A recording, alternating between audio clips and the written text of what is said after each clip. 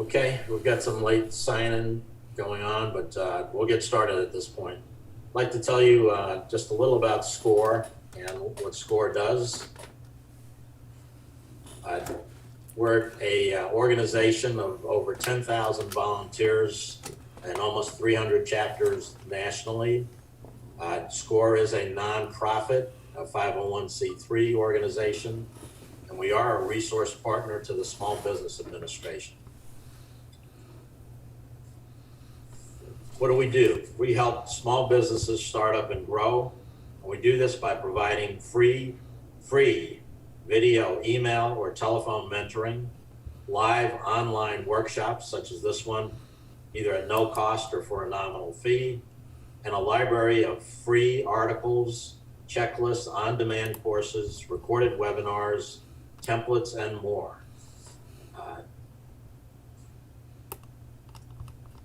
In Georgia, we have chapters in North Metro Atlanta, in Midtown Atlanta, Columbus, Macon, Gainesville, Savannah, and Moultrie. And we also have chapters in local chapters in the surrounding states of Florida, the Carolinas, North and South Carolina, Tennessee, Alabama. So if you're looking for local support, local help, we're throughout. Today's workshop is actually being hosted by SCORE North Metro Atlanta. We serve 20 counties in the northern part of the state. I'm sure that we've got a local mentor, local support for you in your area. If you want to contact us, learn more about SCORE, that's our link, northmetroatlanta.score.org, or just type in score.org and you'll see all the services that SCORE does offer. I am Roman Batowski. I'm with SCORE North Metro Atlanta. Use the Q&A button to post your questions. We will address those questions both during and occasionally throughout the session and then at the end. At this point, I would like to turn this over to Zachary Bennett. Zachary is with Reformation. I happen to know that just recently he was a finalist in the Gwinnett County Small Business Awards grouping. We're proud to have an association with Zachary. Everything he's done, not just for Gwinnett County, but not just for SCORE, but for small businesses all over the area that want assistance with the types of things that you're going to hear about today. So with that, I'm going to turn this over to you, Zachary. All yours. All right. Hello, everybody. Let me see. I'm going to share my screen here.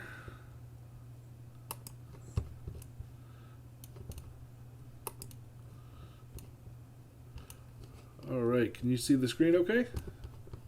Yes, we can. All right. Good. Let's jump in here.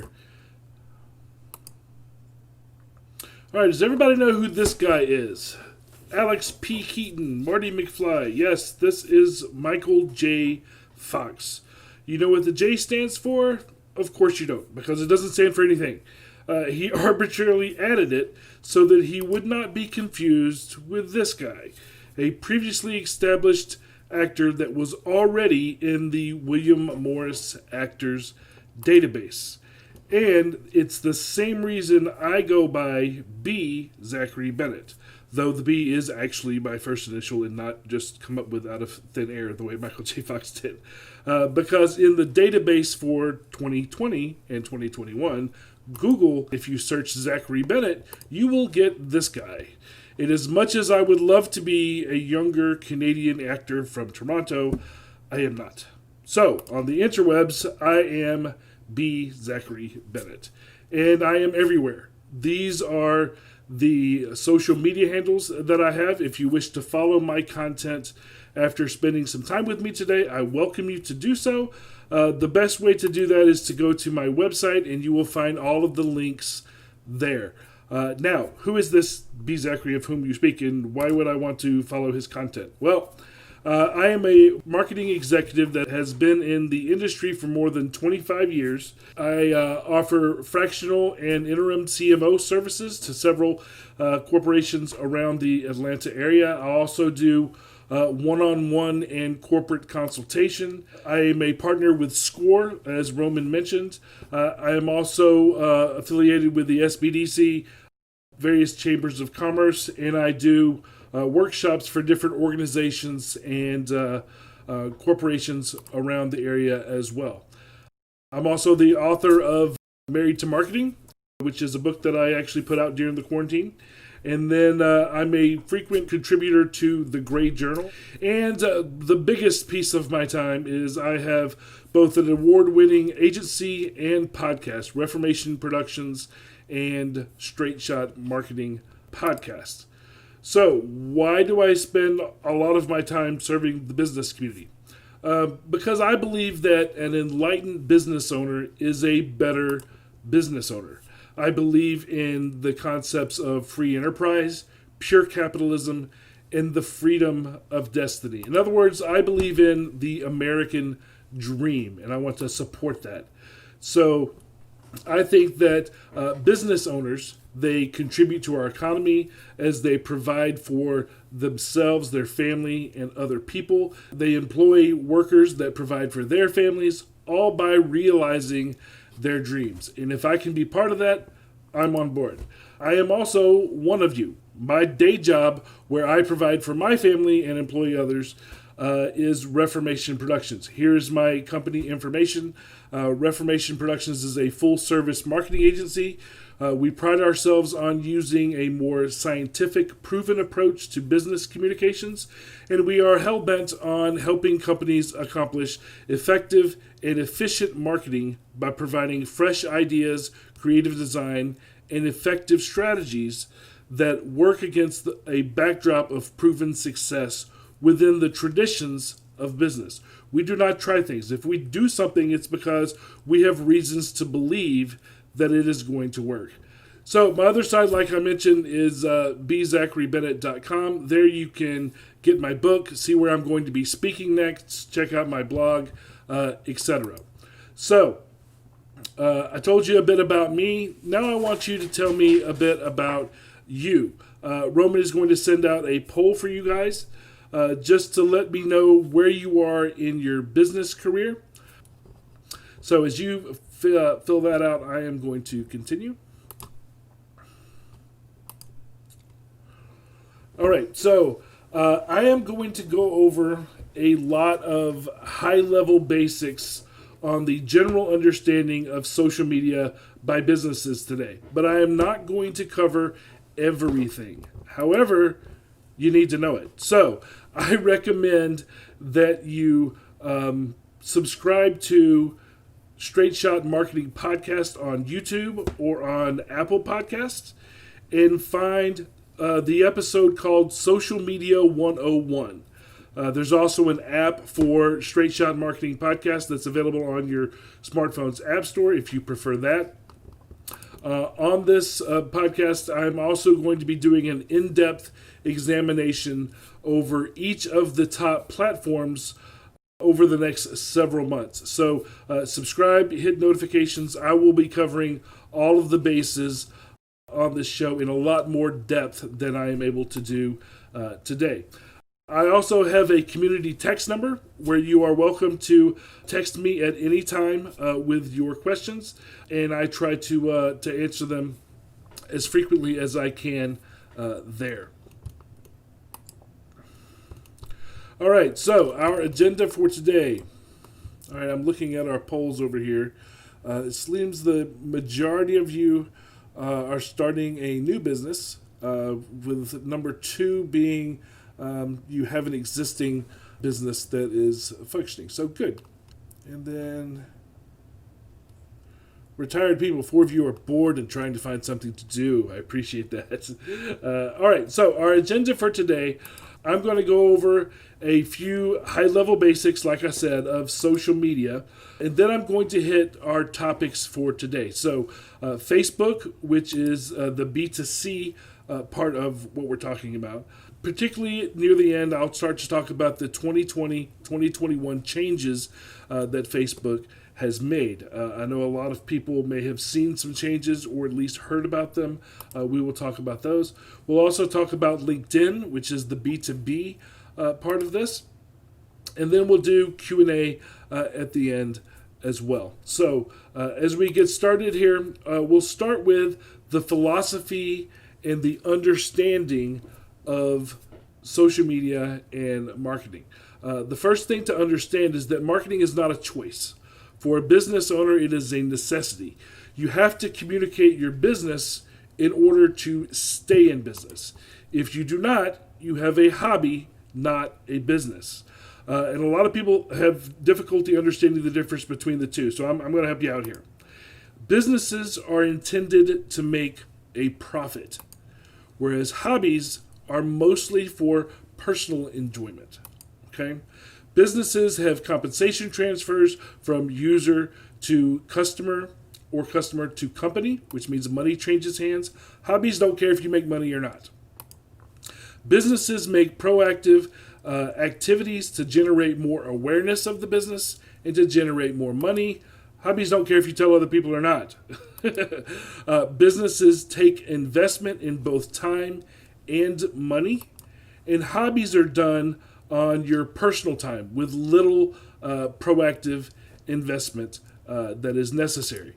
Now, that's great, Zachary. How is this social media marketing at all? And why is he talking to himself in third person? Well, I miss the days of in-person interaction. Thank you, COVID. So I'm going to pretend that you guys can talk to me.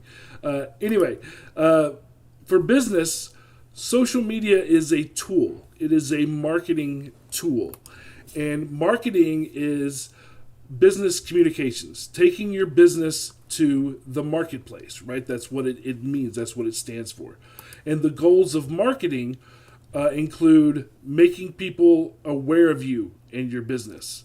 It includes having people choose you in the marketplace, and then having people prefer you in the marketplace. And social media as a tool helps businesses to accomplish these goals. So, ipso facto, it's part of marketing. So if you are a business, social media should be looked at as a marketing tool. Now, if you have a hobby, or if you're looking at social media on a personal level, it's completely different. But we're talking about it as a business today. So, why are these tools necessary for business?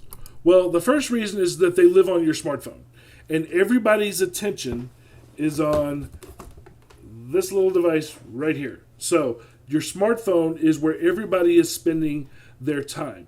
It used to be we could play commercials while you're watching your favorite TV show and interrupt your time.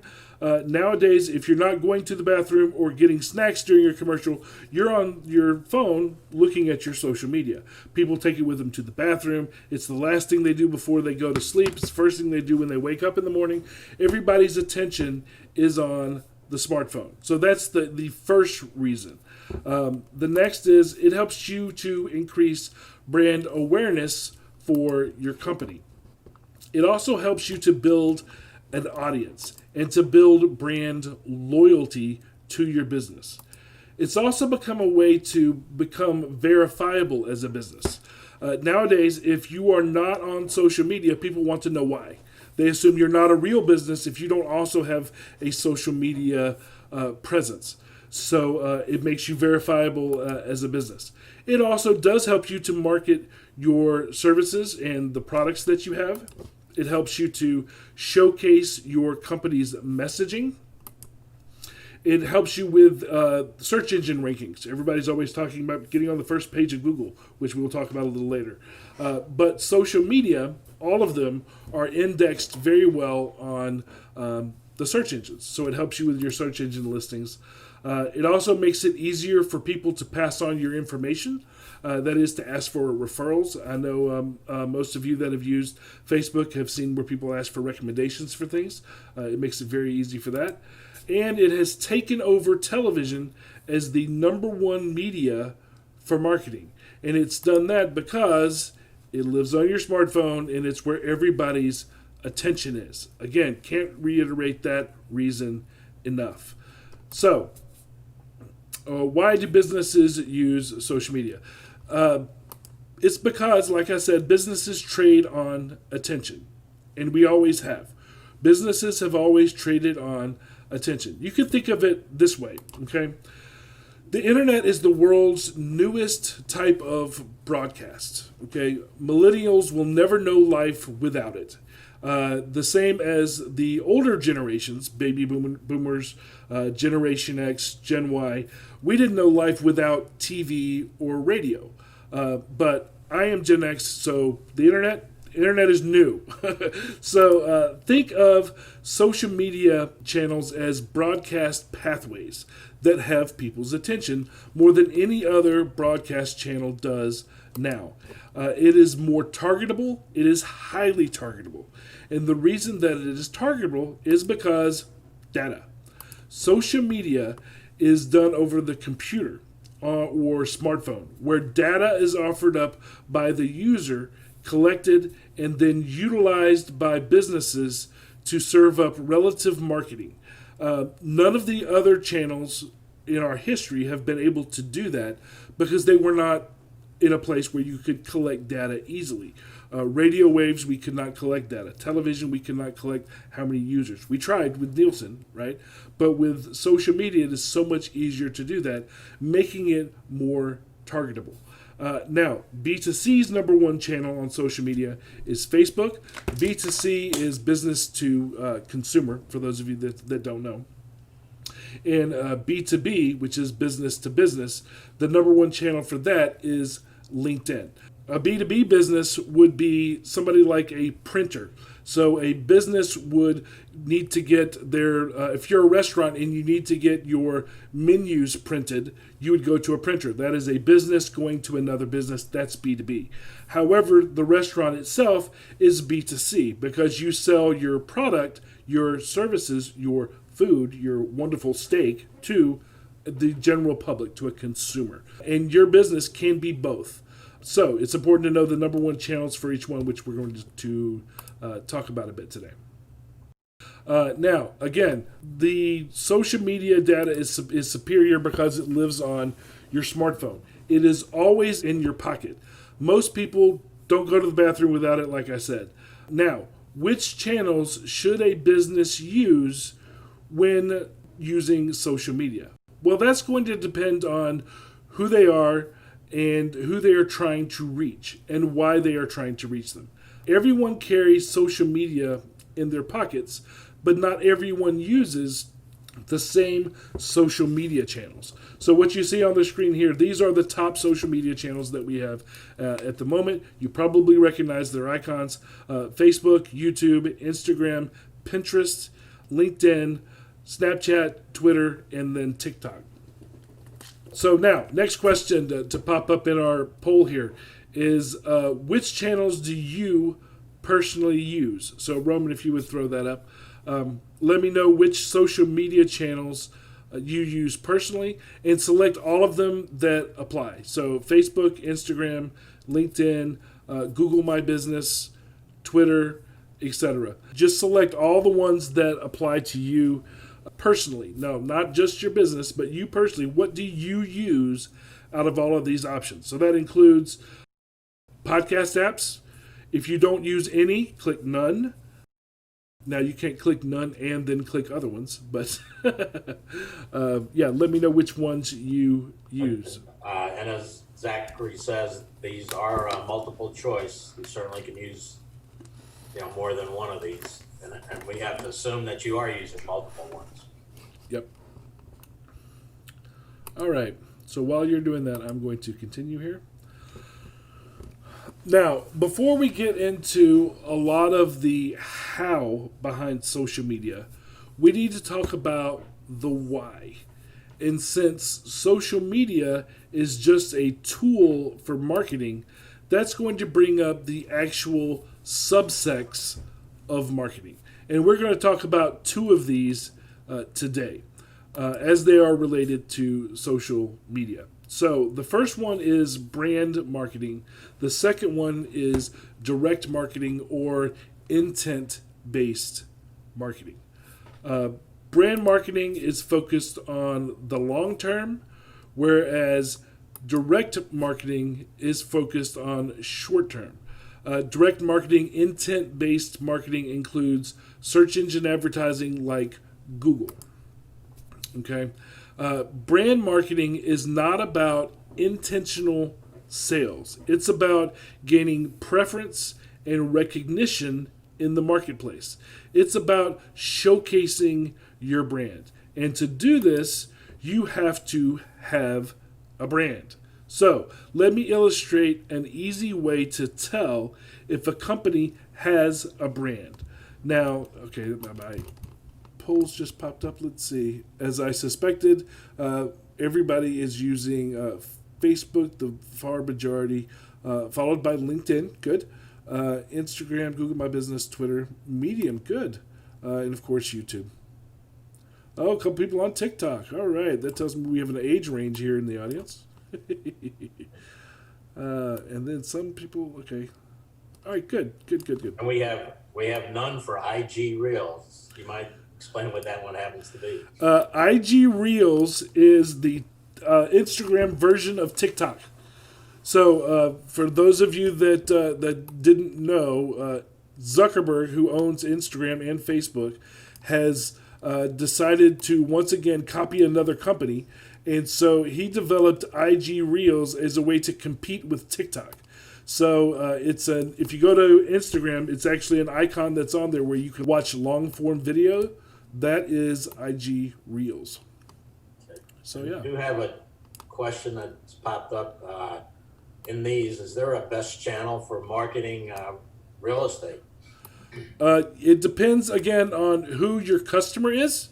It depends a lot on that. So if as a real estate you're targeting people that are first-time home buyers, then that's one area. And then if you're targeting people that are using high-end homes, they're educated, they've been in business for they're business owners, they're whatever they may happen to be, and they're going to be in a mansion somewhere, that's going to be a different answer. So, and that's the same with all of these guys. You have to know, and we'll talk about it some, you have to know your target to tell you where you should be.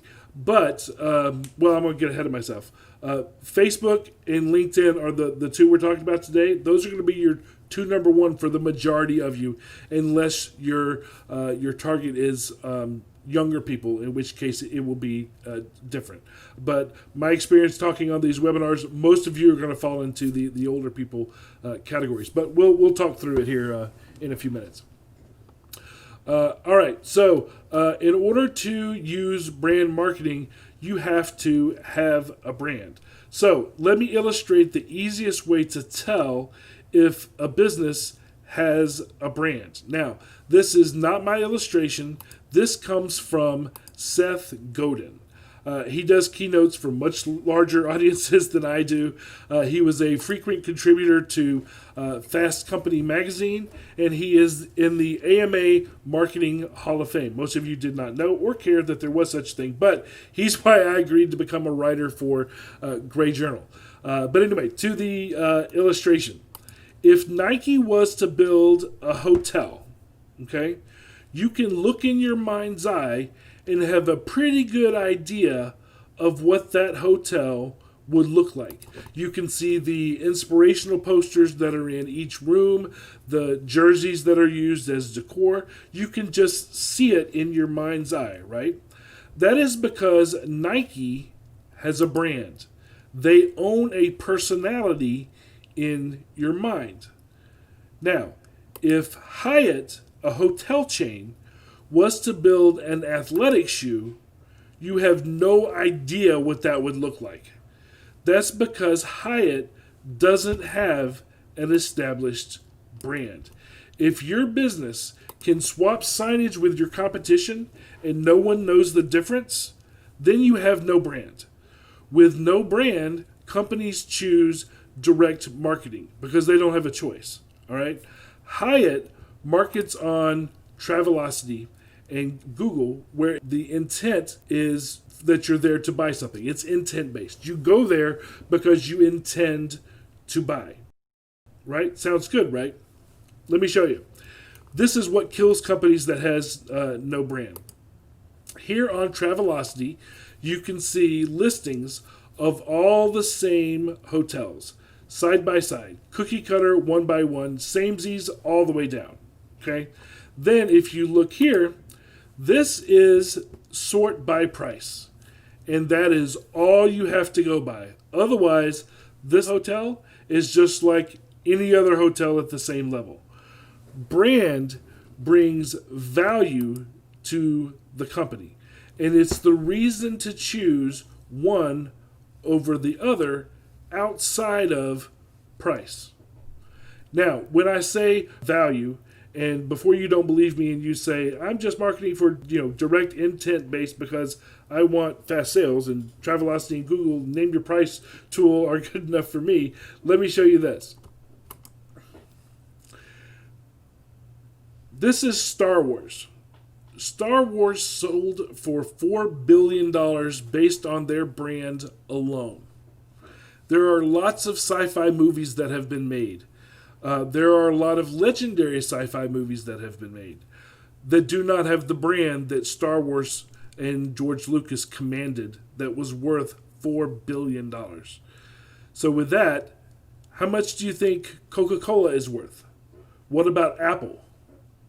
What about Harley Davidson? These companies have brand, and they are powerhouses in the marketplace. So, branding is what brought value to those companies. But branding takes investment. Direct is intention based, which means that it's easy. It's measurable to the bottom line, and people, particularly left brain people like accountants, can completely understand it. So that's why they love intent based marketing. Branding is harder to measure. Seth Godin says that you can't ever measure the fullness of it. And the downside of intent-based marketing is that it can become ignored rather quickly. So if you're not specifically looking to buy from that person, it never crosses your mind and you never think of them. Now, in reality, both of these have a place. Both of them can be used strategically to provide the most return on investment for your company. Brand marketing should be consistent and first as far as your strategy and what you're doing. Intention-based marketing should be temporary and used at various times if you're going to do both. So, what does this lesson have to do with social media, Zachary? Well, we've discussed two of the subsects of marketing. Social media can be used to do both. On the brand marketing side, you have organic reach, influencer strategies, and sponsorships. On the intent-based side of marketing, you have advertising. So that's why it's important to kind of know your thinking behind these and what you are going for, because you can use social media for both of these. Okay, that's all high level. So let's break it down to be a little more practical. How do we use... I think you're going, excuse me, Sure. you're going to address this, but you might want to emphasize, does it make sense for a small business to invest in branding? And if so, you're going to be providing some examples here. Just a question that's been asked, but I think it's a lead into where you're going. Sure. The answer to the question is yes. Everybody should invest in branding. Branding is the reason why people buy things. So if you're not giving, and I think we may end up going through some of that today, but branding is why I would choose you rather than your competition. So I don't know what your business is, but if any business that you have, if you're simply telling me what you do, there's tons of businesses that likely do the same thing. What I want to know is why I should choose you. That's branding. So yes, depending on what your business is, the vast majority should invest in branding. So that being said, how do you use social media in branding? Well, just like any other marketing efforts that you do, social media should be managed proactively and on purpose. Now, that's still high level, but it's true, and it's something that needs to be said. Don't just go with the flow. You are a business leader. Lead your business. Be proactive. Everything that you do, including social media, should be done on purpose and not be happenstance. When the dawn of social media first happened, a lot of people were just playing with it and just throwing stuff up there and seeing what happens. Social media is a serious tool now, so do not play with it. Lead your business, be proactive in what you're doing, and do things on purpose. Now, more practically, the things that you have to do is set up your platforms to represent your brand. Okay. Now, to do that, of course, you have to have a brand, like we mentioned before. Target the platforms to your specific audience. And to do that, you have to know your audience. And then, again, be purposeful, be thought out, know what you're doing.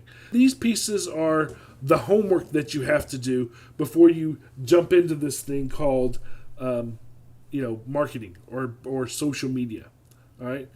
After that, once you're launched your campaign, you have to update frequently.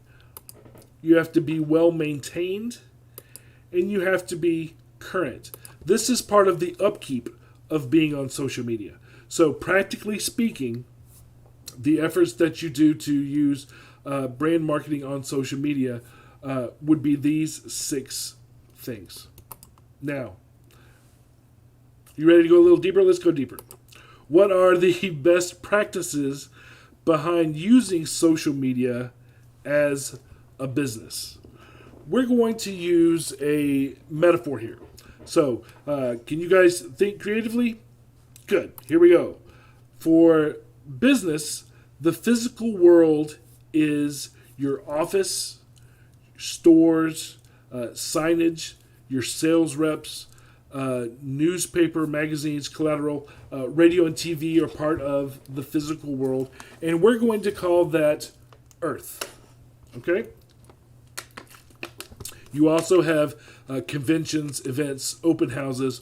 All of that happens on Earth here in the physical world. Then we have the digital world.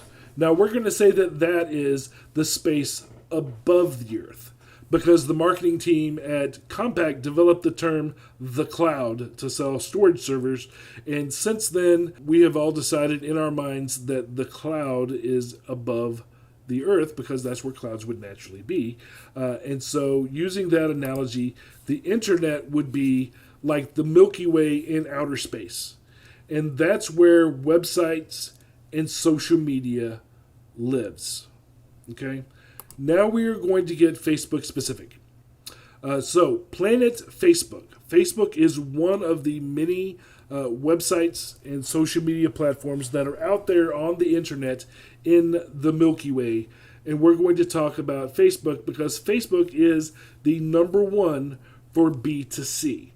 Okay, so business to consumer, by and large, Facebook is number one. So we're going to talk about them. So who is on Planet Facebook?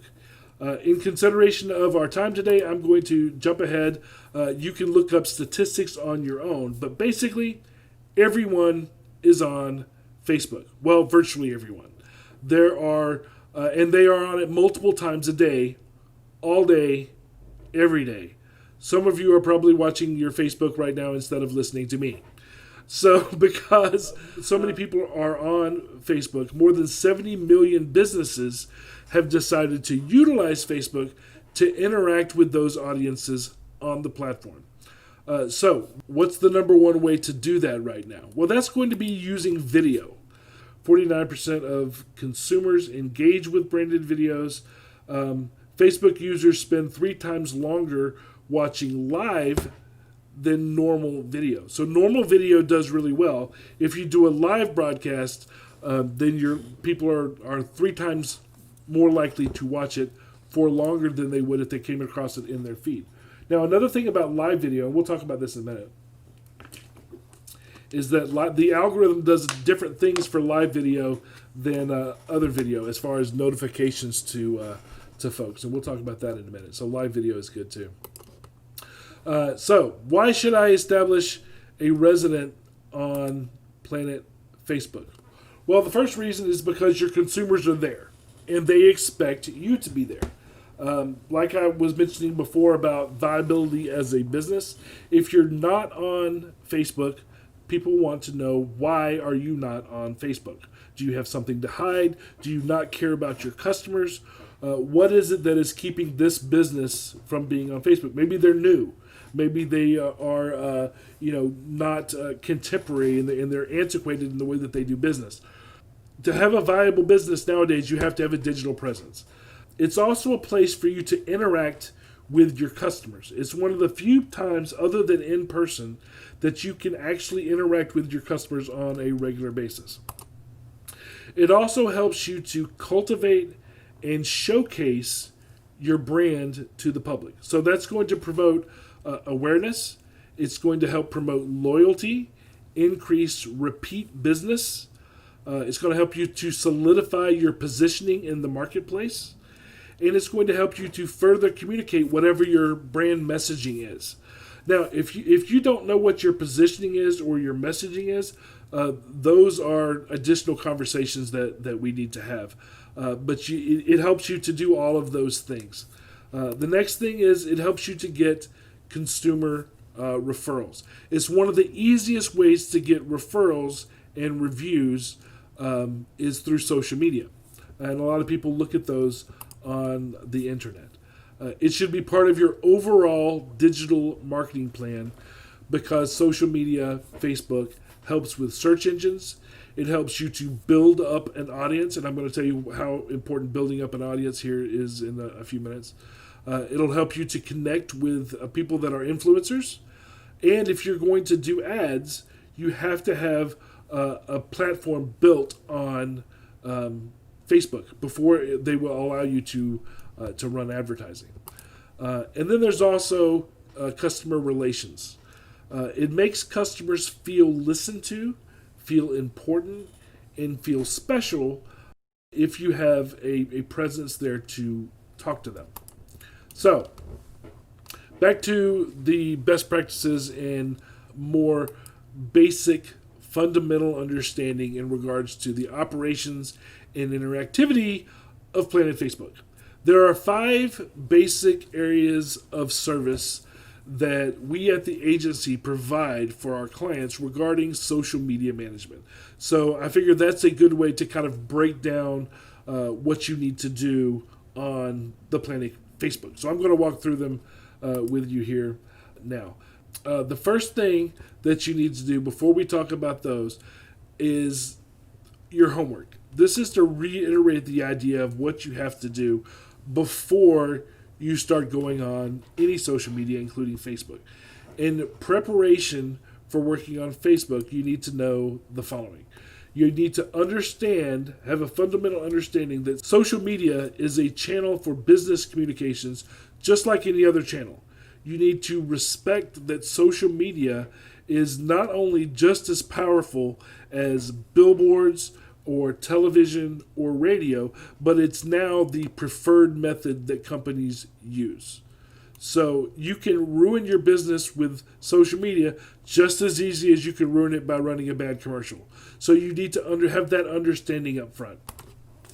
You also need to have a developed brand. That is, you need to know who you are outside of what you do.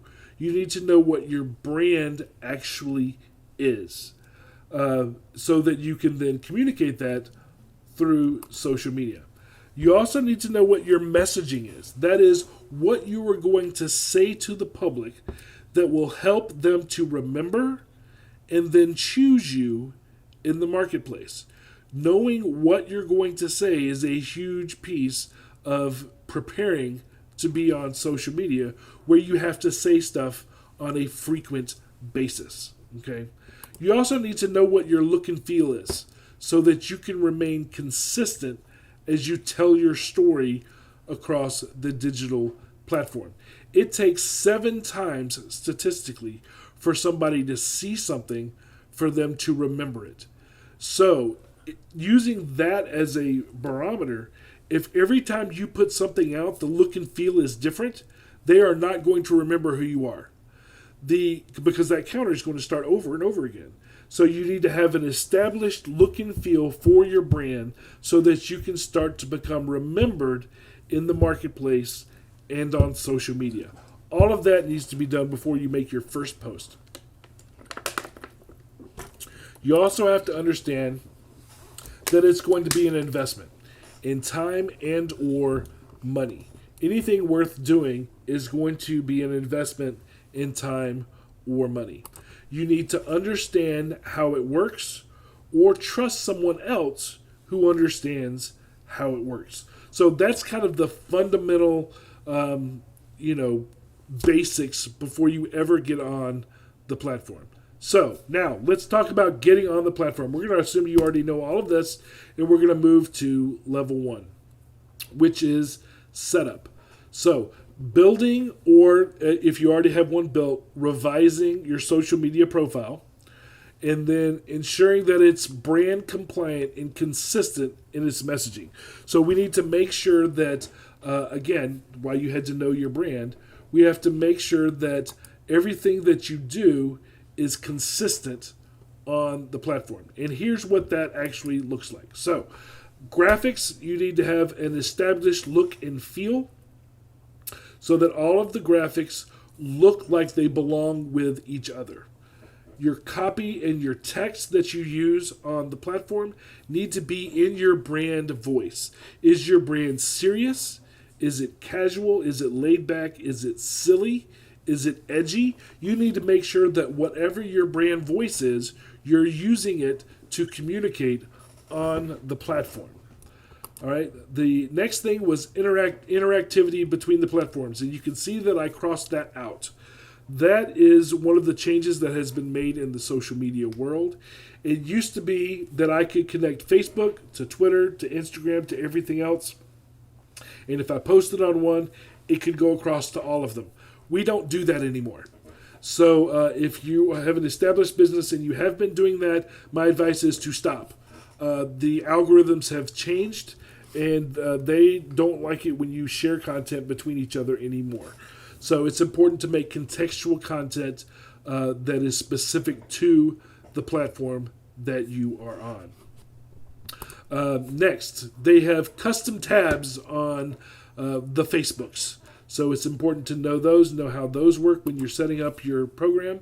They also have a custom button that you can use, which is Facebook's preferred way to get people off of their site and to contact you. They would really rather you not have any other links to anywhere other than Facebook, except for this one button, which goes outside of Facebook. The next thing is a custom URL. There are lots of criteria that you have to meet as far as how long you've been on the platform, how many people you are connected with before they will allow you to have your own Facebook URL. So that's another piece of setup. This main cover here can now be a short video. That is new within the last year or so. Where it can be a short video. Now, my recommendation if you're going to put a video there is to make sure it is a loopable video, because it will continuously loop. And if you put a short video there that is not a loopable video, people will be able to see the beginning and end of it without it being transparent, and it won't be as attractive. So very important when you're doing that. The profile image here indicates when a story is present to view. So those of you that are familiar with Instagram and Snapchat that I saw in our survey there, you know exactly what stories and that sort of thing is. This is how you can tell if you're on somebody's profile if they have a story that is available. You would click it, it would play the story. For those of you that don't know what stories are little videos that last 24 hours that are put up really to document somebody's day. It's something that Zuckerberg stole from Snapchat, which he is known to do, the idea. and it is extremely popular. On Instagram, a lot of people will look at stories and they won't even look at the content. And now Facebook has stories, and LinkedIn is rolling out stories now as well. It's a very popular tool for people. A lot of celebrities will use it so that you can see what they're doing on set, so they can tell you their thoughts that morning, whatever it is. And again, they go away after 24 hours. All right, level 2, after you have set up your platform, your profile on Planet Facebook. Well, the next thing that we're going to do is make content for it, right? We call this foundational participation. So you're on the platform, you're set up, now you have to live there, okay? So creating or curating content, maintaining your profile, and engaging with others. So let's go through that. Content creation and curation. This is what you're going to post, what you're going to show, what are you going to say. All right, and there's lots of different aspects, different things that you can do that I'm going to show you here. The first is when you do post, you have to make sure that your copy, your text, is in your brand voice. We talked about brand voice a minute ago. Have to make sure that your posts are in brand voice. Then the most popular thing after that was photos. So a lot of people would then put up photos on their Facebook platform. Now these you can see over here on the right. I'm changing things on the profile. These are examples of types of photos you can put up. Video is the most popular thing to post on all of social media now, including Facebook. The other thing that you can do is share content from other places.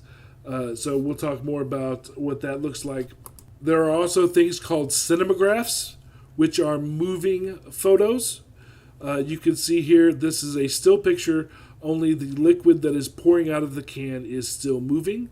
This is creative, it is interesting, and people like to stop and to look at them. Then you also have what's called an audiogram. And an audiogram is almost the opposite of what a cinematograph is. It is a picture that is still and is majority audio. You can see the waveform going across the top that tells you that there is some sort of audio being given. These are particularly popular for podcasts that are giving out clips of things. Anytime that you are out and you record audio of a quote that somebody is giving and you don't have the video to back it up, you can do an audiogram as a way to turn that into a post. All right, you can also do a series. Everybody here has seen memes. Series are a common way to have content on your site. This series here that you can see is called Best Marketing Quotes. And we have this post was of Seth. This post here is of Eric. They're posted on different days. But the idea is that in a series, you give people a reason to continue coming to your platform over time. So they'll come here one day, they'll see this, they'll see that it's a series. The next day, they'll want to come and see what you post the next day. You also have memes. Everybody has seen memes. It's a way of adding humor normally to what you're doing. Usually there's a photo and then standard there's a text above and below it. You can develop one of those for your business. This is one that is this example is good for the creative markets like we are in. It's basically a picture of somebody came into a tattoo shop to get this wonderful Pegasus drawn, and they went with the cheapest version possible. This looks like somebody that's straight out of high school, and they are basically doing a stick figure on his back. So the idea is that you get what you pay for. So it adds humor to support whatever your business is. Your businesses will be different. Next thing to look at is fan solicitation. So encouraging your Facebook fans to review you, right? So you want them to interact on your page. You want them to give you a review not only on the platform, but you can ask them to review you other places because they are your asset. These people have connected to you because they like you, right? So asking them for reviews is smart. You can also encourage them to tell you what they think about certain things. So they can act almost as an internal focus group, right? What do you guys think about this? I started this new product line, this new menu item. I wanted to get your feedback on it as my Facebook friends, Facebook family. What do you think? So you can get them to give you feedback. Encourage them to share anything that you're doing with their friends. For example, if you have a new product coming out, or if you have a new menu item, whatever it may be, a new service that you're doing, you can ask them as your Facebook family to please share this with other people that might be able to get benefit, get value out of this, and most of them will do so. So you can encourage them to spread the word about your business because they are already your fans, right? All right, the next thing that you could do from a content standpoint is to have contests. I'm sure you have seen these. There's several different types. Like this post to win, fill in the blank, lots of different Q&As you can do, comment to win, caption this photo, vote to win. This example here is, what would you caption this photo, and then I'll pick the one that we like the best, one that gets the most likes, gets the most votes, and that person wins a prize. So this is a way to gain interactivity on your Facebook platform. Live streaming is another one. So we talked about live streaming a little bit there in the beginning. What would you do live streaming about? Well, Q&A is a good one, depending on what your business is. If you are B2B or B2C, either one. Open yourself up and say, hey, I will be taking questions from my Facebook family, and you're welcome to ask me any questions that you have. I will answer them live on Facebook. That's very popular. Contest reveals. If you have a contest, whether your contest is in the real world, like the 100th person to enter your store, or if it's online, either one, you can reveal who the winner is live on Facebook. It's another thing that you can do that people will tune in for. Behind the scenes is also good. This example that I have here is behind the scenes at an event we were doing for Napa Auto Care. We had built a racetrack at a Boy Scout event. And so as a behind the scenes, I popped on Facebook Live to let everybody know what we were doing there at that event. You can also make announcements, breaking news, whatever it might be, host interviews with other people, sneak peek at new products. You can also do a periodic broadcast series. One of the things that the agency does on Reformation Productions' Facebook page is we have a series called Marketing with the Misses that Jennifer does every Tuesday, I believe. Tuesday or Wednesday, that comes out. And, if people like the series, they tune in every week to see it. It brings engagement to the profile. You can show people what to expect when doing business with your business. This is important as well. A lot of people don't like surprises. They like to feel secure. Let them know. Show them a tour of your office if you're a dentist. Walk them through what a procedure would look like. These are good reasons to have live video. Also, event broadcasts. If you're doing any sort of event, having a live broadcast from that event is also good. So, other tips when you're coming up with content to put on your page. Information and entertainment just to get engagement. No selling. I didn't talk a lot about the ban on selling during this webinar here today, but social media is a social platform. We lost you again under, you were just about to say don't sell, yes. Just get engagement. Yes, thank you for re-saying that for me. Don't sell. Social media is a social platform. It is not a sales platform. Now, sales are going to happen, but you have to remember that social media is built for people to interact with each other. you want to respect that. If you come on like a salesperson, used car salesman is the cliche, people will leave you. They won't like you. And the worst yet, on social media, they will badmouth you. So be very careful about how you come across with selling. Now, again, selling will happen, but it will happen because you have engaged with them, because they like you, and because they want to do business with you, not because you were pushing something down their throat. So you need to have rich content, which means whatever you're going to make needs to be creative and valuable to your user. If you just throw up content, it's plain, it's vanilla, nobody cares. You need to take the time to have valuable content that you're going to put up. The other thing that you need to do is have native content. This is something that I talked about a little bit earlier. The content needs to, number one, be yours, right? You need to have original content as well. But Facebook wants you to put your video on Facebook's video platform. It used to be you could put it on YouTube and then just share the link, and that was fine. This year that has changed.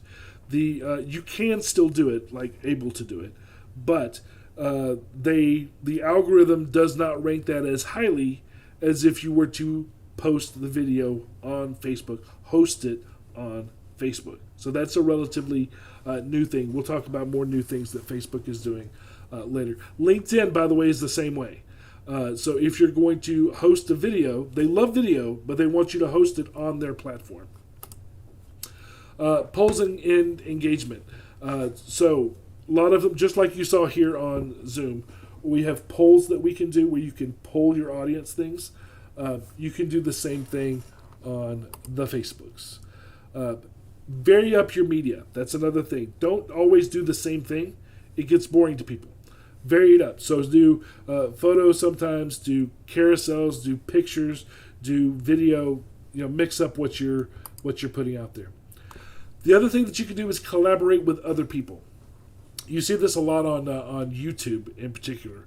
Snapchat has done it as well, where you will have two different companies that will work together to put out a piece of content. That's another thing that you can look at doing to have good content. The next is newsjacking. Newsjacking is a term that means basically talking about whatever is in the news, whatever is trending. Okay, if you can find a way to connect your business to something that's going on in the headlines of the news, then you are going to be in a good position from a standpoint of keeping up with what's with people's attention. People's attention are focused on this. Align yourself to whatever this is. Now, the caveat I will give you to that, depending on whatever your business is, do not jump into something that's controversial in the news unless you are prepared to make a stand as a business on that subject. You have to remember that social media is social and that's personal, but you are representing your business. So it doesn't matter what you think if the business is not willing to stand behind whatever that is. So with things going on that are polarizing, which social media is very good about right now, you have to be careful where you choose to stand in those statements. So just a bit of warning there. The next thing that you can do as far as content tips, post your last whatever. Lord knows you've seen this, right? Zachary, you're cutting out a little, but I also have a question that's been posted by Deborah. Sure. You're talking about don't sell, and yet Facebook ads, aren't they designed to sell? We will talk about Facebook ads shortly. Terrific. Okay. Hold on with me. Post your last whatever. I'm sure you guys have seen that. Post the seventh picture in your on your phone, whatever it is. It's a way to get engagement with people. That's another thing. When you're talking with people on social media, it doesn't have to be all about your business all the time. Remembering that they're people will go a long way as well. Asking them, hey, what'd you have for lunch has nothing to do with your business if you're not a restaurant. And it's perfectly fine because you are engaging with your followers and that has value. Ask their opinion on things. That's another thing. Ask their opinion on anything. because you want that engagement, right? Riddles, games, that's another fun thing to do. Micro content, which we'll talk about again a bit later. So all that is about what to put on your page. The next thing that you have to do is maintain the platform. So this is actively posting. So not only what are you going to post, but actively posting it. What most people do to be proactive on social media, Facebook or otherwise, is they will dedicate time to figuring out what they're going to post for the entire month and not try to do it in real time. It is way too much to try to figure out whatever it is you're going to post that day in real time. There's too much weight on the importance of what you're posting. So dedicate time to it and then post it actively after it's already been created. That's important. So when to post is a question that people have. These are the best days B2C wise. Okay? So Sunday, 32%, Saturday, 32%. So people are more active on Facebook when they are not working. Now, other than that, Thursday, Friday are the next 2 days for high engagement. Best times, 9 o'clock in the morning, 1 o'clock in the afternoon, 3 o'clock in the afternoon. So again, this is B2C. You'll look at the most important thing is do not post on Monday because people don't like Mondays. They've made songs about how much people hate Mondays. So you, of course, can post there, but don't rely on Monday as being a heavy hit day for you. The other thing to know is if you are a restaurant, this is a little different. Restaurants, you're going to want to hit 11 o'clock in the morning and then maybe 5 o'clock in the afternoon because that's when people are thinking about where they want to eat, right? So different times for that specific industry. And each industry is going to be slightly different, but this is the by and large statistics that we have for Facebook. Now, the other thing to know when you are posting is you need to tag people appropriately. And there's strategic reasons for why you would do this. This is one of our employees here in this example. And so this is a behind the scenes picture. Remember when I talked about the different types of content? And here we tagged her, you can't read it, but we tagged her appropriately in the photo. What that means is this photo is not only on our business's Facebook page, it is now on her Facebook page, which gives you extended reach. If you look at this example here, this is a video that we did. It says, watching a video we made for our client Integricom, and we @linked them, which is what tagging is. If you don't know how to do it, you hit the @ symbol, and then you start typing, and their name should pop up. You click on it. Featuring the people that were in the video. So Georgia I Associates was in the video. So we tagged all of them. So we tagged the company that brought us there, the company that was in the video for our client, and then at the Atlanta Gladiators game. So we tagged them as well. So this video is getting shared to my audience, Integricom's audience, Georgia I Associates audience, and Atlanta Gladiators audience. So that's the importance of tagging appropriately. Next thing, you need to make sure that you stay in compliance. I see a message that says my internet connection thing. Okay. You need to make sure that you're staying in compliance on the different platforms. Social media changes their rules all the time. They change frequently. And right now, there's a lot of changes going on with Facebook in particular. This is the original Facebook, this example right here, for those of you that may remember it. This is when they added tabs. So again, you can see that it's made a lot of changes over time. This is the newest Facebook. Now, some of you may not have seen this yet. I literally was changed to this 2 days ago. This is the 2021 version of Facebook that is coming out. With it, they're making a lot of algorithm changes, and they roll these out over time. Some of you may have gotten it earlier because they roll it out to people. My wife got this, I think, a month ago, 2 months ago. But I was literally in the middle of a presentation with somebody, and all of a sudden they changed my thing. But yeah, so there's changes all the time. It's something you're constantly going to have to stay on top of. The next thing in this level of how to use Facebook, profile level engagement, interacting with your fans. You can interact with them on your wall, in Messenger, but always do it in your brand voice. Staying in your brand voice is, again, going to be important, which means if you're not the one managing, if you're the business owner and you're not the one managing your Facebook page, make sure that whoever is managing your Facebook talks in your brand voice. You don't want them talking in a way that's completely contrary to what you're selling in the world, right? If you sell yourself as being very serious and they come across as being very silly, that's a conflict. If you sell yourself as being very edgy, but you have your mom doing your Facebook page and she comes across very stern, that's a conflict. So you have to make sure that whoever's talking is doing it in your brand voice. So that includes answering questions, taking complaints, taking feedback, compliments. Now, a lot of people ask me about how to handle complaints. So I have an example up here with one of our clients. This is for Napa Auto Care. And we posted a video that we did for them. We do a series of videos every month where we highlight different shops. For those of you that don't know what auto care is, you've heard of an auto parts. This is the mechanic side of that. So you can take your car to a shop. These are the shops. And we highlight a different shop each month. We shoot a video for them. We put it out on their social media. Now, this is one that we put out. We have people saying, congratulations, keep up the great work, blah, blah, blah.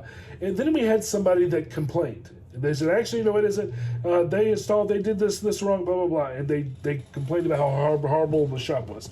Now, a lot of people would tell you to completely delete that. Don't delete it. Also, don't ignore it, okay? Now, your job from a management of your social media standpoint is to show people how you would handle that. So conflict resolution is what people are going to want to see. So you can see here, we replied to it. We told them how much we care about them. We're sorry they had a bad experience. Bad experiences happen. They do. And people can watch, oh, these people really tried to take care of it. So my recommendation would be, do not shut it down. Show what you think. Show that you care about your customers in responding to these complaints, but take it offline as soon as you can. So what you want to do is tell them to call you or to direct message you or something like that, because you do not want to air out dirty laundry. But you also don't want to look like you're hiding from complaints either. People need to see that you care about your customers. Plus, whatever it is you might do to rectify a situation, you don't want people just asking you to do that for them too. So that's my immediate thoughts on that. Level 3. Level 3 is strategic engagement. Now, this is how you grow an audience that you have proactive on the planet Facebook. So you have Facebook groups. Facebook has really been talking pretty heavily about these for the past year. I think they started talking about them during the Super Bowl. So they started pushing them on Super Bowl. You can start or join a Facebook group that is relative to your business or your target. And you would do that to generate interest in your business, to, again, support your messaging, solidify your positioning, showcase your brand to other people, and to provide value to other people. A lot of time on these Facebook groups, we will go out there and answer questions for people to provide value to them and to support the community. Now, this is a Facebook group. It looks just like a page. This is one for my book, where we answer questions that people may have that have read the book. Here's another one, Small Business Owners United. We are a member of this group as well, where people can come in and ask questions about small business.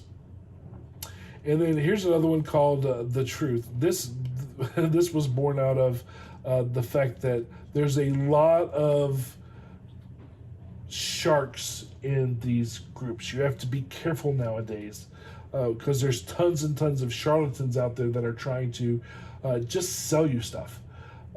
So we made a group that was specific to not having those. We will literally kick those people out of it that are like that. So just be careful when you're out there.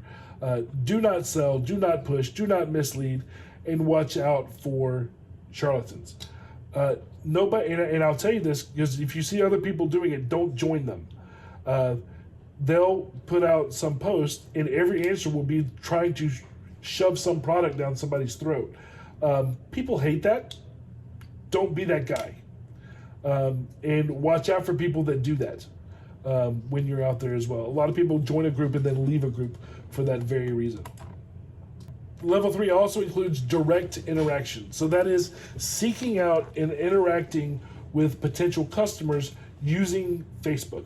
So commenting on their post, direct messaging them, that sort of thing. Again, best practices. Do not hard sell. Don't spam people. Make sure you are providing value to them. Interact with them. Let their curiosity and intrigue seek you out and ask you questions. It is not 1970 anymore, guys. The way that we sell has changed, and they just are. The public won't put up with some of the old things that businesses used to do. Level 3 also includes integrated hashtag campaigns. This is an example of one that we did again for Napa, where we take people from the physical world to the digital world. So in this one, we told people to take pictures, or we took their pictures, and they could use this hashtag and then find the pictures on social media. It's a way to get people to go from the physical world to the digital world. The idea is you're encouraging people to move to your social media and then share your social media with their friends in a way that cannot be done in the real world. All right, so the next thing is to understand what you are trying to accomplish, and this is for all 3 levels, right? Understanding is a huge piece.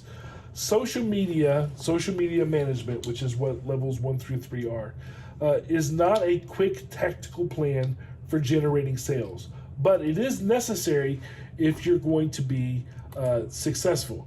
Social media should be used as a communication channel for longer term strategy. So increasing brand awareness, showcasing your positioning, using your brand voice, maintaining relationships, encouraging your fans to tell other people, and to build up an audience. So the next thing is to go into advertising. So I wanted to see if there's any questions about 1 through 3 before we jump into that. Roman, do you have any?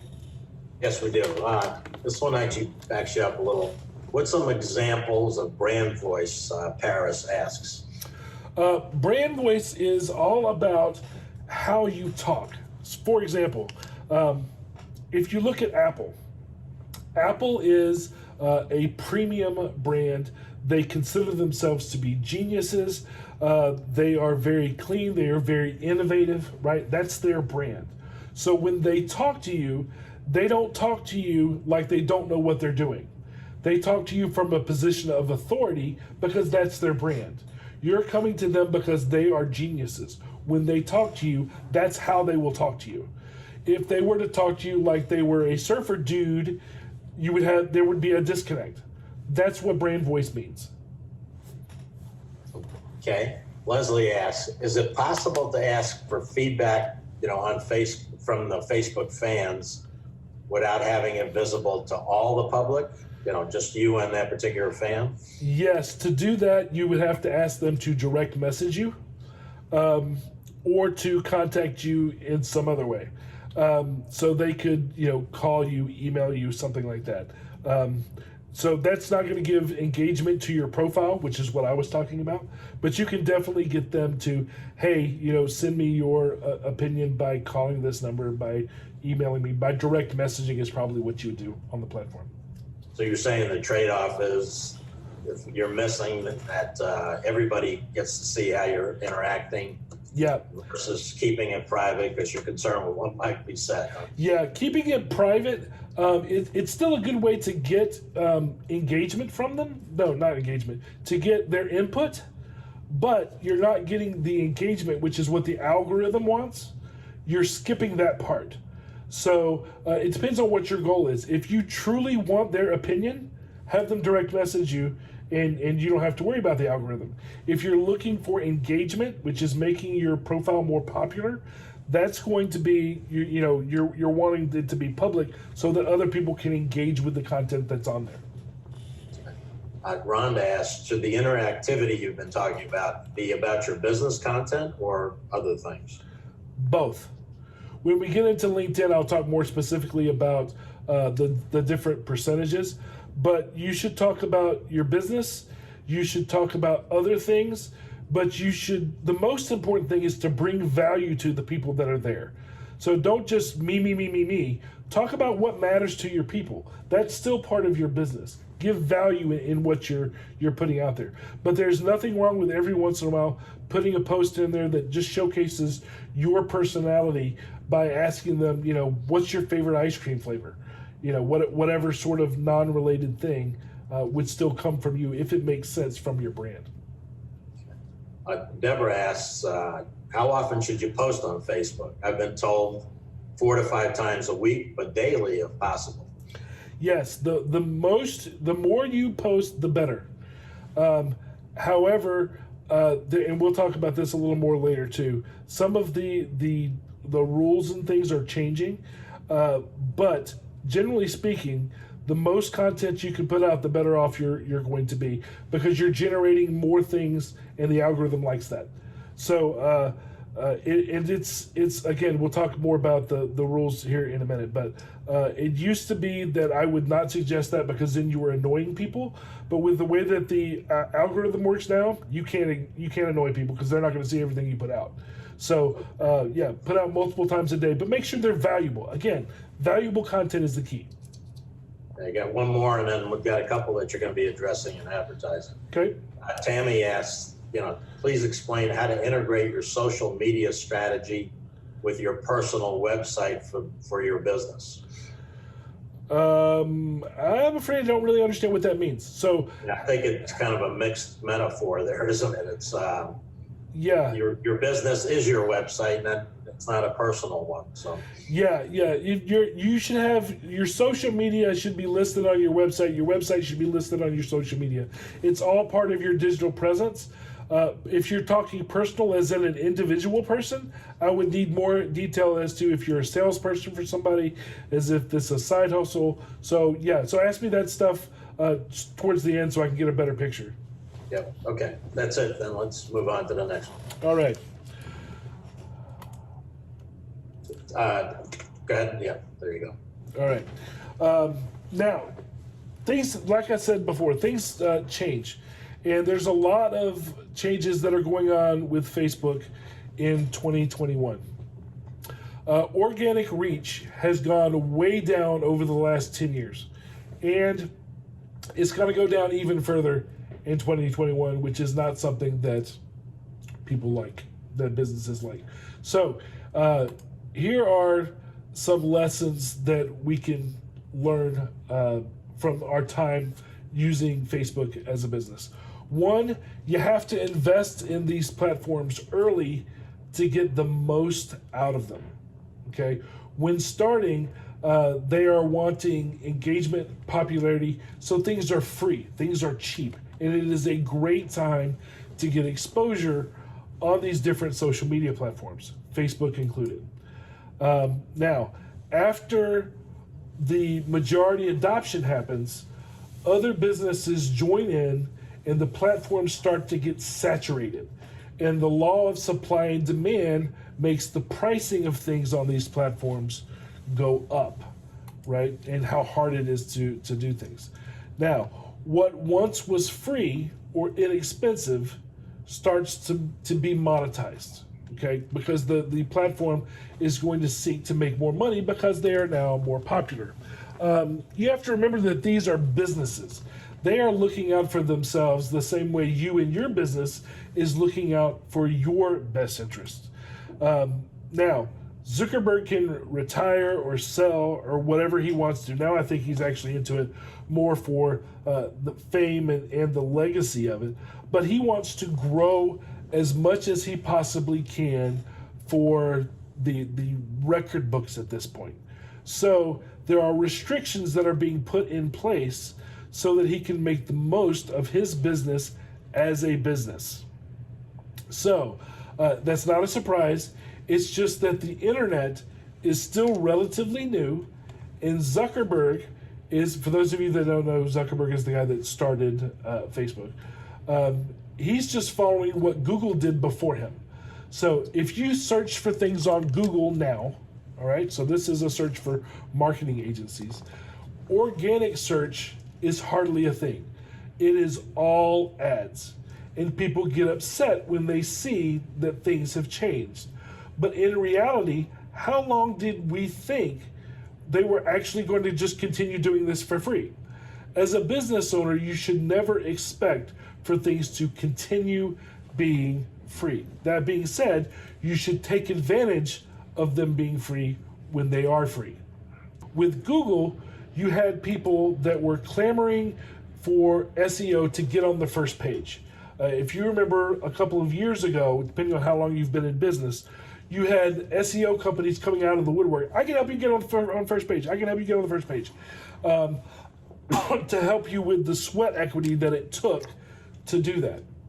Now, SEO only businesses are out of business, or they're trying to find other offerings because being on the first page is no longer an option. It still is, depending on what you're searching for. It's not near as prevalent as the way that it was because Google wasn't making money at it, right? Now, with Facebook, businesses were once able to have all of their fans see their content. Just like you subscribe and click notifications on YouTube. But as of this latest update, we are down to between 1 and 3% organic reach for most businesses on Facebook. Unless you know the best ways to boost that reach, and there's a strategy to it. But it will never be like it was before. So the question becomes, why do businesses still use them, right? Why not just revolt? Well, they don't revolt, and businesses do still use them because even after they add the paid model, it's still good for business. Google is intent-based, and it's very easy for companies to measure what they're doing when they pay to be on Google's first page. Okay, so it's still a good option for people, and it's easy. Facebook and all other social media is still highly targetable, which again is something that you can't get from other media. So both of them are still very viable, very valuable strategic tools. Now, you'll notice that I said add in and not replace. You should still do the basic organic activities, but not with as much investment as we did before, because the game has changed. We don't abandon what we were doing, but you still have to start there, or if you don't, your paid advertising is not going to be as effective as if you did do it. But on Facebook specifically, the game has changed as far as organic goes. Now, there's more competition. Other companies have started to come on Facebook, so there's more competition for you. There are more restrictions being put on businesses. There's less opportunity, and it's more expensive. And it's only going to get worse until it is replaced. Now, marketing tools and marketing strategies change with technology, and they change with our society. They don't stand still. It is a constantly moving target. So, what can we learn from this journey that we've had with Facebook as a business? Well, it's important to use what's available as soon as it's available. All of the people that are late adopters are missing out, okay? you need to keep your ear to the ground or your eyes on the horizon, so that you always know what's coming, so that you can take advantage of it as soon as possible. Or you need to have a partner. You can partner with an expert that knows those things. Like if you have an agency, your agency is on top of these things all the time, so they should be able to tell you. Other than that, you have to keep your ear to the ground. You can read trade magazines. That's why trade magazines exist. Be a part of associations so that you can always have a pulse on what's going on. I recommend that you watch another Straight Shot episode called How Businesses Adapt to Change. A lot of people don't like change. This deals with the fact that a lot of people don't like it. It also deals with how things change and why things change. So it's important to kind of be aware of. The third thing is that there is a trick to this that I will share at the end of today's webinar. So again, we'll talk more about that here at the end. So don't completely give up hope. Just know that things have changed. Now, before I move on to talk about advertising on Facebook, let's consider the future, right? Because Facebook right now is no longer on the rise up. It is up. It is the top. Okay, so if everything that was on the way up, if you're just now getting on Facebook, you've missed that rise to the top, because it is the top right now. Okay, so let's think about, in other things, what's going on. Well, the next thing is search engines. Search engines will eventually move completely over to voice, I think. Now, when that happens, you better have a brand in place for your company, because visual listings will be gone. Voice-activated search has been rising for years. Again, keep your ears to the ground and kind of see what's going on. When someone says, "Hey Alexa," or "Hey Siri, find me a lawyer," you will get one response. You won't get a visual list. So businesses are going to want to convince people to instead say, "Hey, Google Home, find Smith & Wesson Home Protection," instead of "Find me an alarm company." It's going to take branding, memorability, and preference in the marketplace. You want them to call out to you specifically, because visual listings will be gone. With voice activated, which is coming, everybody, how many of you have gone and got an Echo or something for a Christmas present for this season? It's changing. You need to be aware of how things are changing. So we'll move on to advertising now. Because now what you have to do, in addition to the organic things that I talked about so far with Facebook, is we have to do advertising on top of it. So you have to kind of add that in. So it's in addition to, not instead of. And in essence of time, I'm going to try to go through this as quickly as I can. Why would you advertise on Facebook? Because social media is where everybody's attention is. Again, this is a recap of things that we already talked about. Everybody's attention is on social media. That's why you should be there. It's also highly targetable. The money that you spend on social media is going to be more effective than the money that you spend advertising in any other way, because any other way is not as targetable as social media. However, organic reach has been restricted, which is why we have to look at advertising. Now, before you do this, a couple of best practices. You need to complete levels 1 through 2 first, which is your organic stuff. Okay? You don't necessarily have to do number 3, but you have to do at least 1 through 2. You have to know your target audience. You need to be creative, be connective, and support your brand and support your messaging. Very, very important when it comes to actually spending your hard-earned dollars on anything, on Facebook in this case. Now, there are 2 ways to spend money on Facebook.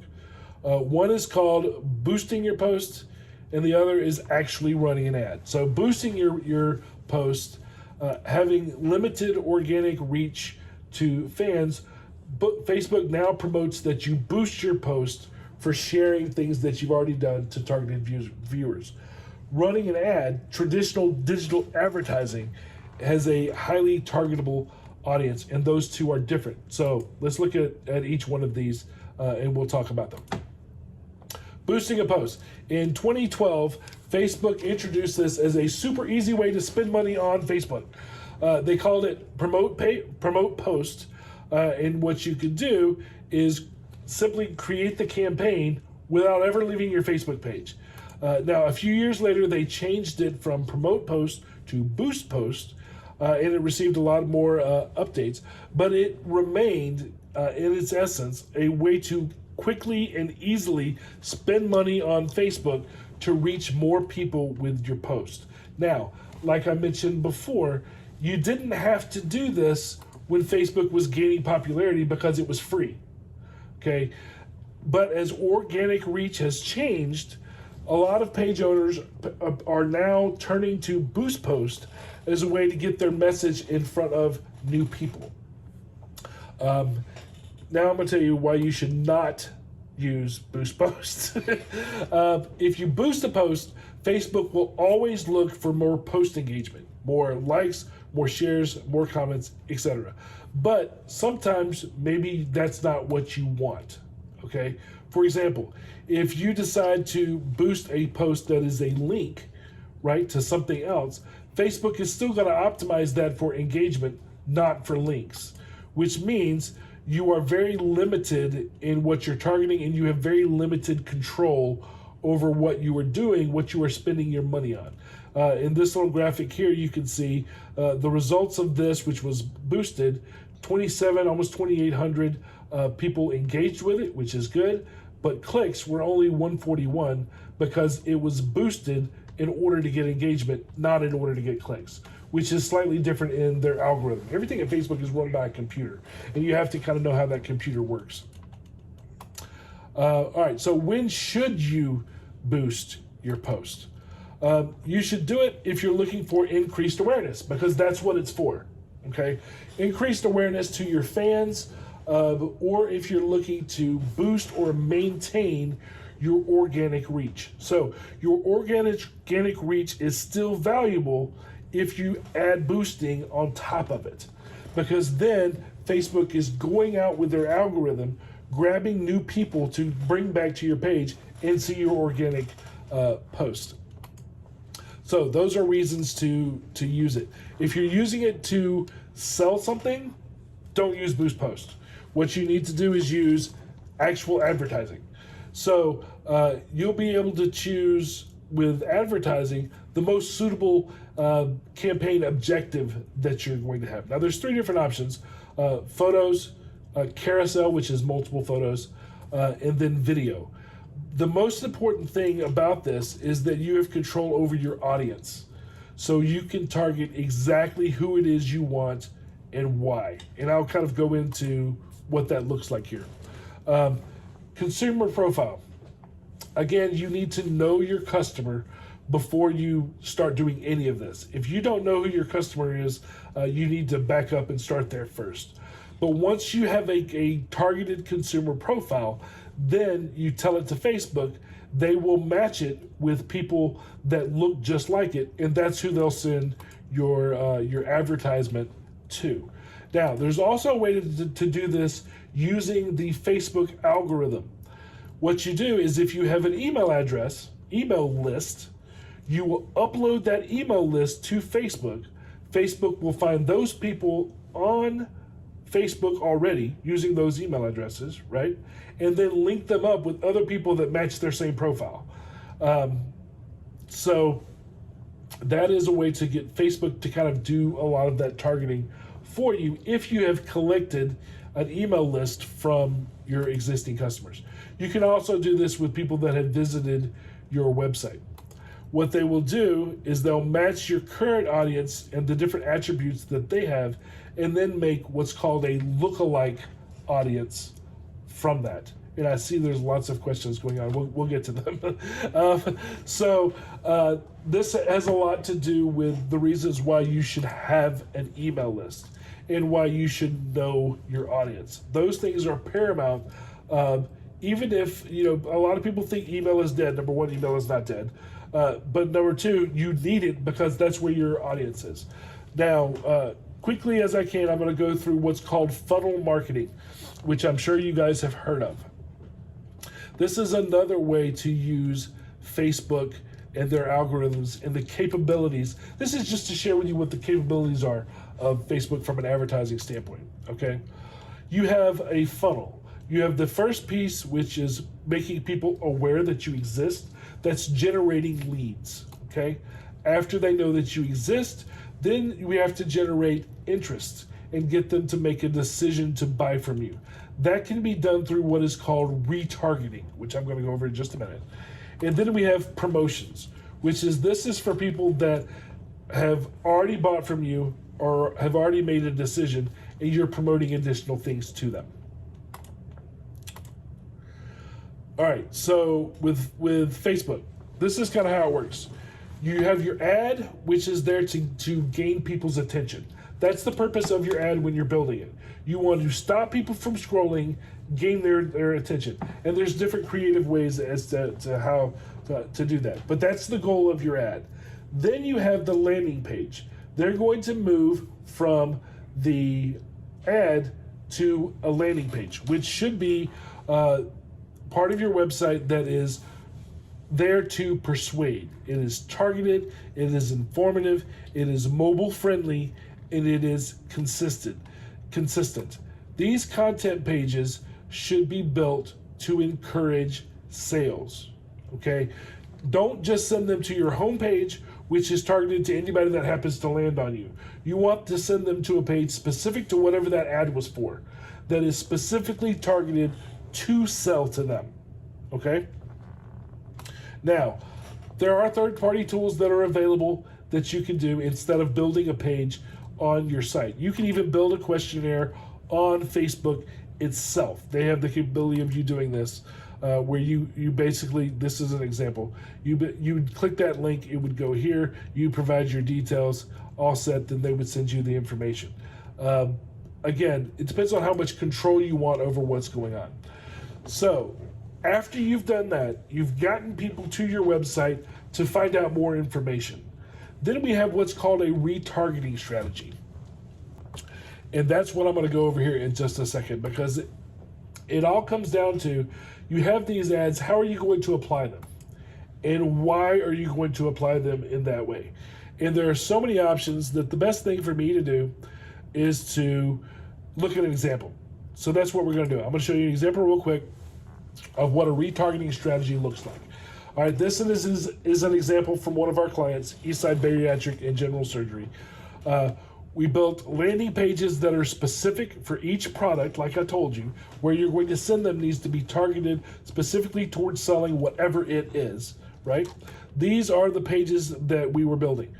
Gastric balloon, gastric sleeve, gastric bypass, adjustable gastric banding. These are the services that he was pushing in this campaign. All right, so each one has their own page that is targeted towards people that would be candidates for each service. We don't have one page that's for surgery, right? Because each person, each candidate is specific.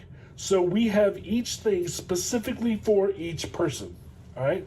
Then we have a frequently asked questions, come to our seminar, and then a referral testimonial page. Those will make sense to you in here in just a minute. Zachary? Yes. In the interest of time, are you going to be able to stick online, beyond the scheduled time? Yes. All right, good. Thank you. Yes. And anybody that has to drop out, if you have questions, you can email me. You have my website. You can email me, and I'll even after the broadcast here today, I'll talk to you and answer your questions via email. Okay? Thank you. All right. So what does this look like? So retargeting strategy. The initial campaign involves sending new prospects from social media to the website. That's our goal. From this effort, we hope that they will contact the practice straight away to schedule a consultation.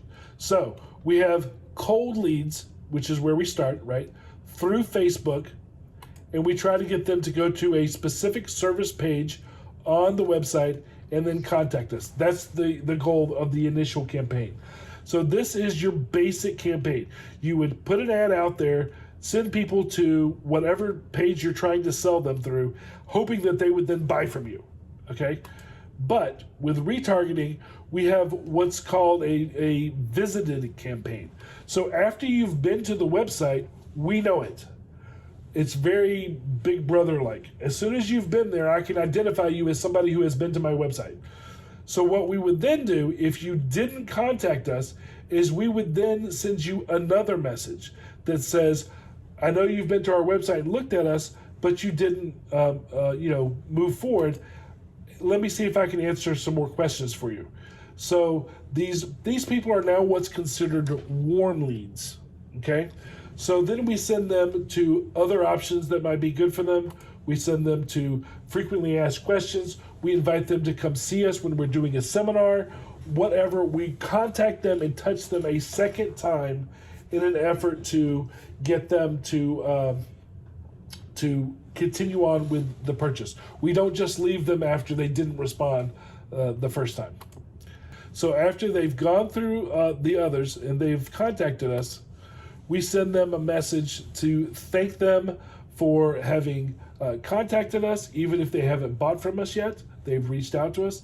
And then we send them last ditch effort. In this case, we would send them to other happy people who have been aware of our services and enjoyed them. We would also ask them, if they have already scheduled their appointment, ask them to share it with other people, which would make them more aware of our services, and it would start the thing all over again. So real quick run through of a retargeting strategy. Now, key mistakes for Facebook.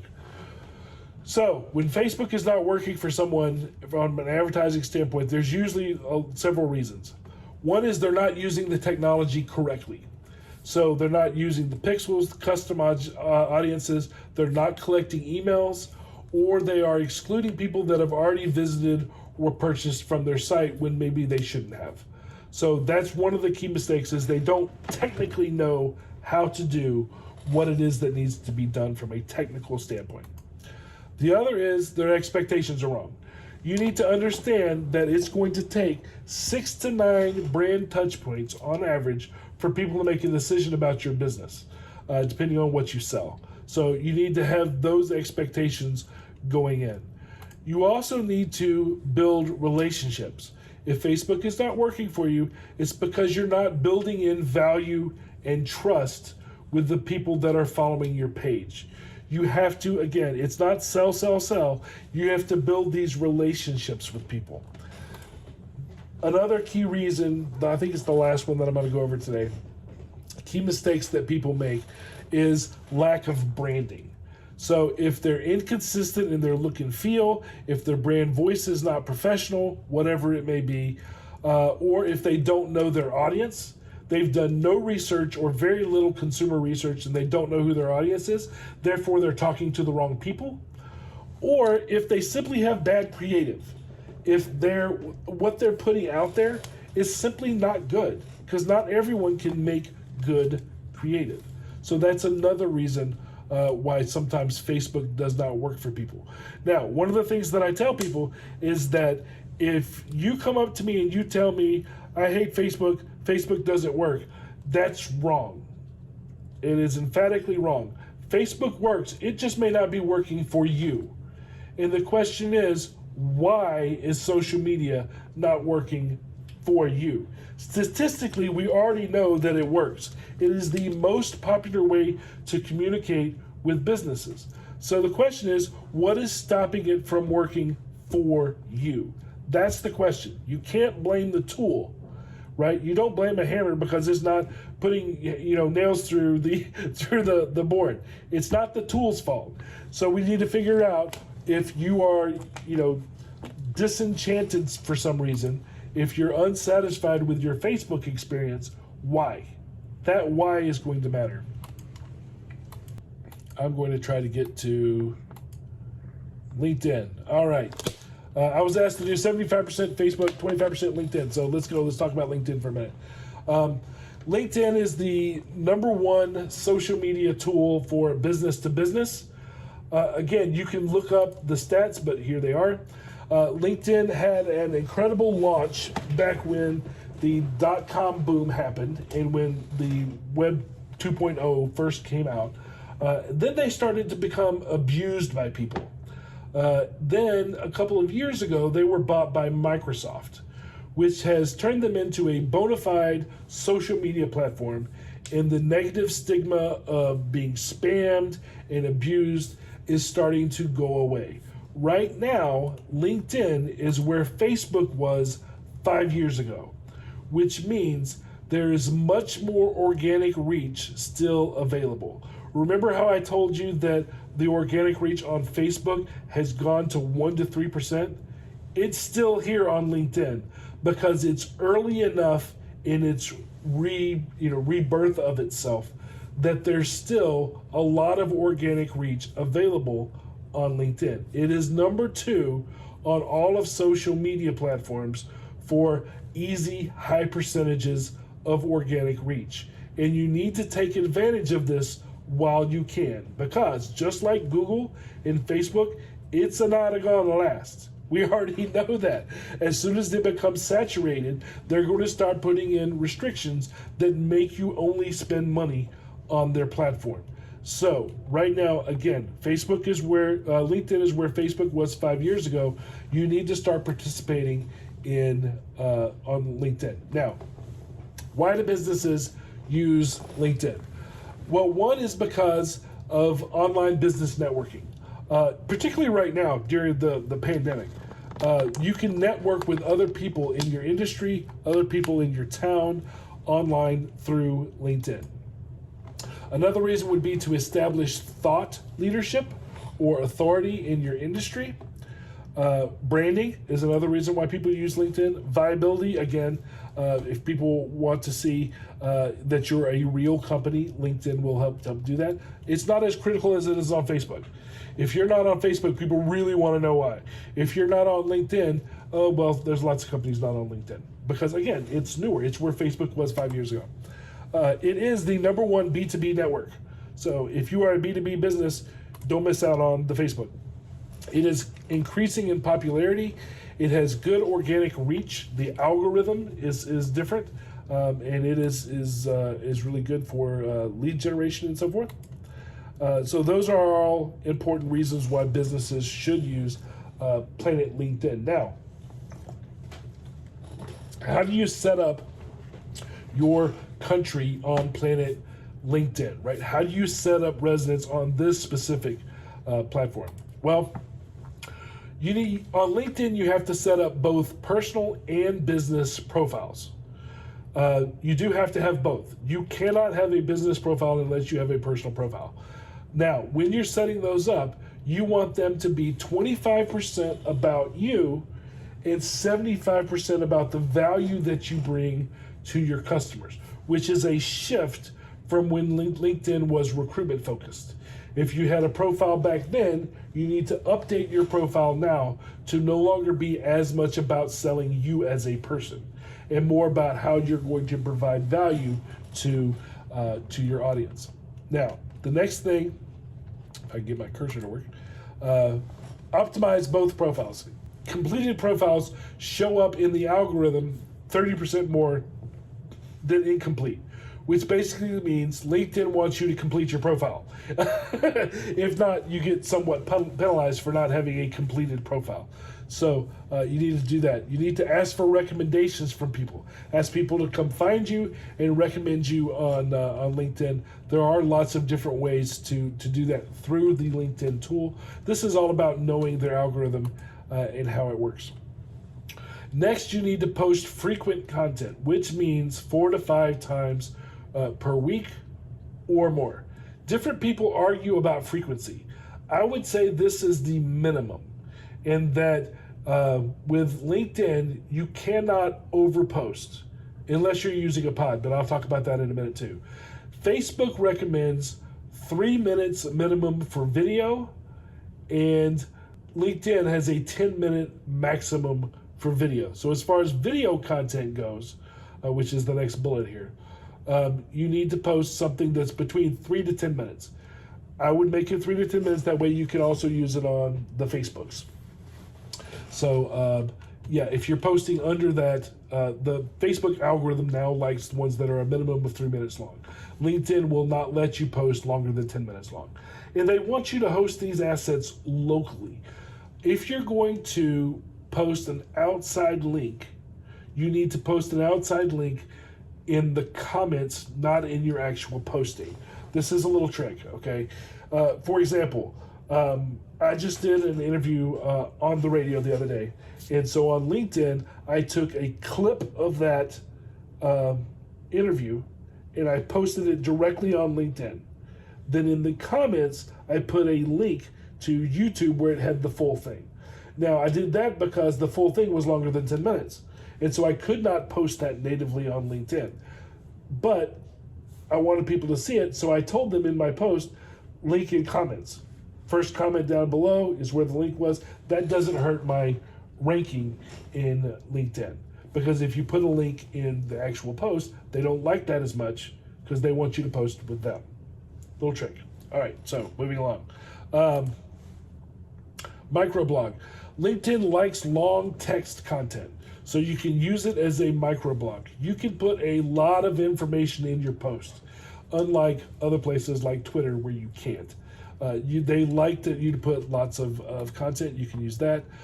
Use hashtags and tagging just like you do on Instagram and Facebook. They like that.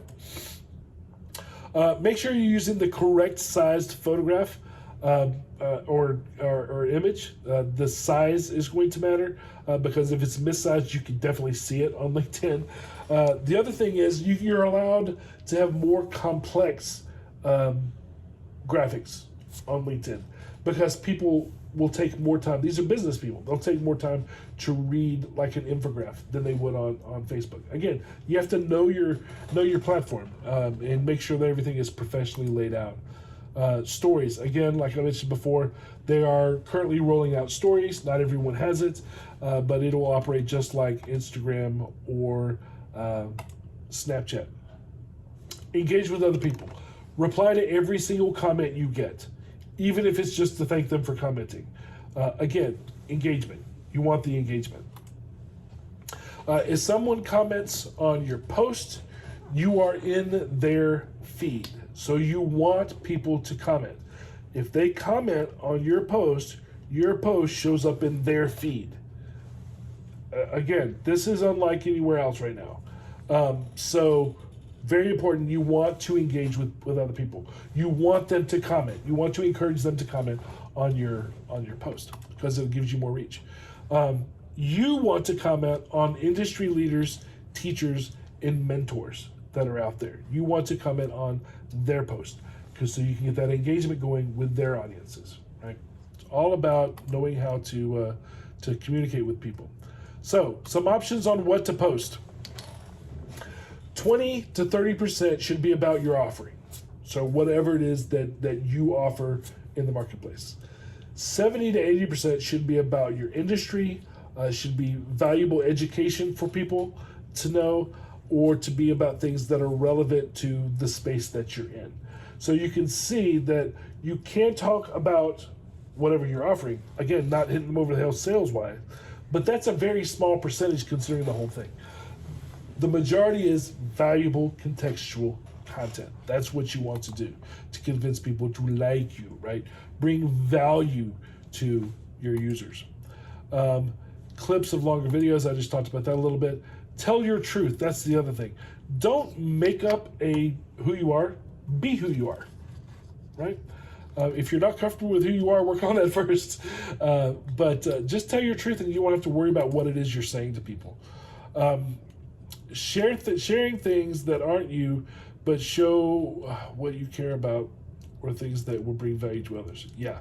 So you can share things from other people, but again, you want to make sure that whatever it is representative of how you as a company or as a person feel and why you think it's going to bring value.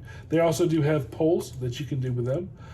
Trending content, you can do that as well. Use a storytelling narrative. People like stories, so those are good to have.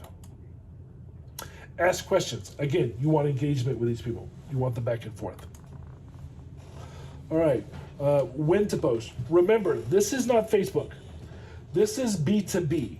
These are business people that we are looking at. So we are looking at business hours. So one, post as often as you can. If you ask Gary Vee, he would have you posting all the time, every 5 minutes. But you need to consider that these are business people. So if you look here, Tuesday, Wednesday, Thursday, because people hate Monday, and because Friday people are ready to leave the office. So best days, Tuesday, Wednesday, Thursday, not the weekend. And then best times, 7 to 8 in the morning. That is when they're getting to their office. This is their lunchtime. And this is when they're getting ready to leave their office, 5 to 6. So again, if you think about this and when people would check their social media, those would be the times that you would want to post on the LinkedIn. Engage daily. Again, I encourage you to engage with them as much as possible. Now, I told you guys to hang around because there was a trick. This is the slide for the trick. So this is my profile on LinkedIn. So one of the things that you're going to want to do is to share your company profile to your profile. So if you look back here, you can see these are from my company. Now, if it's appropriate, you can have your company share your content as well. Because of my position in my company, people share my content on the company page from my personal page. That may not be appropriate for you. So here you can see the company. I don't know if you can see my cursor on the Zoom. The company shared my post. This is my post here. The company shared it and they tagged me in it. Again, you can tag just like you do with Facebook. So it's literally done the same way, at whatever their name is. So that's important as well. The other thing is that employees can share your content as well, and they should. You want them to share your post because that increases your engagement, right? So all of your employees, if you have 20 employees, have all of them share your content, you already have pretty good engagement on things, right? Now, you also want them to comment. You can look down here on this post. These are employees that are commenting on this post. Okay, again, comment, engage, keep it going. The other thing that you can do is join or use a pod. Now, let me tell you what a pod is. I offer hands-on workshops with businesses. Usually it's the management team. Sometimes it's for all employees. Depends on how many employees they have, to help them make the most out of LinkedIn by building a company pod. And a company pod is a group of individuals that will interact, just like I've mentioned above, for the purposes of boosting engagement and therefore rankings with the social media platform's algorithm. Okay, so what we do is we go in and we talk about all the things that we just talked about. Particularly with LinkedIn, we do this quite a bit because for some reason people are scared of LinkedIn. But we go in, we have hands-on workshops where we tell them how to build their profile, how to optimize it where it's supposed to be, and then how to work together in the pod sort of way, how to share each other's posts, why they should do it, that sort of thing. Now, with this, I had an idea. So what I'm doing is I am going to start a pod for smaller businesses that don't have a large staff, so that they can benefit from this strategy as well. I'm going to do one on LinkedIn and Facebook, but also on YouTube. So if you want to be part of that insider info, connect with me on Facebook, YouTube, and or LinkedIn, and comment on one of my posts. And with your contextual comment, include hashtag StraightShotArmy for consideration. Or you can join my text community, 678-336-7868, and you can be part of what we're doing. So to restate for those people in the back, connect with me on Facebook, YouTube, or LinkedIn, and comment on one of my posts in context to the post, and include hashtag StraightShotArmy, or you can text me to be part of this pod group that we're going to be building. Now, if you want to participate on Facebook and YouTube, or Facebook and LinkedIn, whatever combination you want to participate on, you have to connect with me and comment on each of those platforms that you want to participate in. or all of them, because they're all separate groups that are run by our social media manager, Jonathan. But there's something that you need to know before you do this. So don't do it while I'm talking. Here's what you need to know. The first rule of Fight Club is you do not talk about Fight Club. So do not mention the pod or the group on social media or in any of your posts. This is Secret Ninja stuff here, right? This is under the radar, not public facing. Now, it's not illegal, it's not against the rules, but public facing would negatively impact what we're trying to accomplish.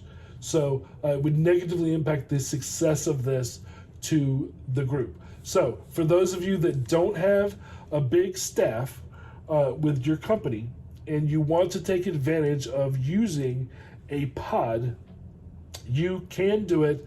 You can participate in the one that we're building for these smaller businesses. All you have to do is let us know you're interested in this way. All right. Next thing that I want to talk about is we're going to do a free drawing for a copy of my book to thank you guys for coming today. If you want to be registered for that drawing, you can go to bzacharybennett.com/score. Then you can fill out the form there, and then we will choose a winner from the people that register. You will have to use webinar code SCORE, and your entries will be verified against the webinar roster to make sure that somebody just didn't pop onto the site and decide to take this opportunity from you. So that's important to note there as far as the giveaway is concerned. So if you want a chance, a free copy of the book, bzacharybennett.com/score. The code is SCORE. Okay, Roman, do we have any questions for me here now that we're at the end here? Yeah, we do. This is a good question.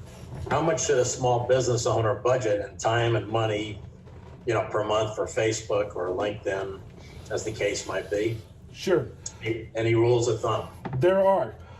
Again, you need to remember that social media is just like any other marketing tool that you have. So it comes out of your marketing budget. And your marketing budget should be 15 to 20% of your gross income as the business. Now, how much of that goes towards social media will completely depend on who you are, who your target is, etc.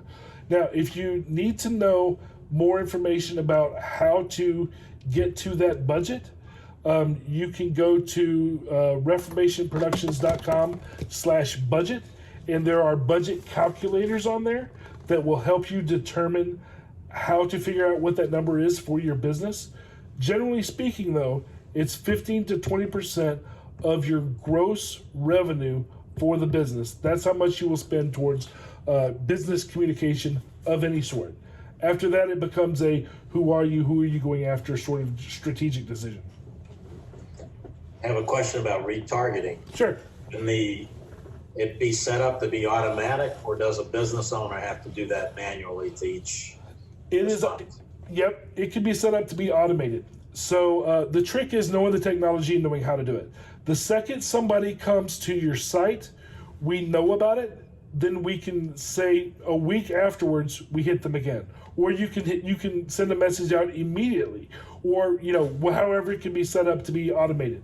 It does take some investment to get all of that set up and some homework, but once it's set up, it should run like a well-oiled machine all by itself. Okay.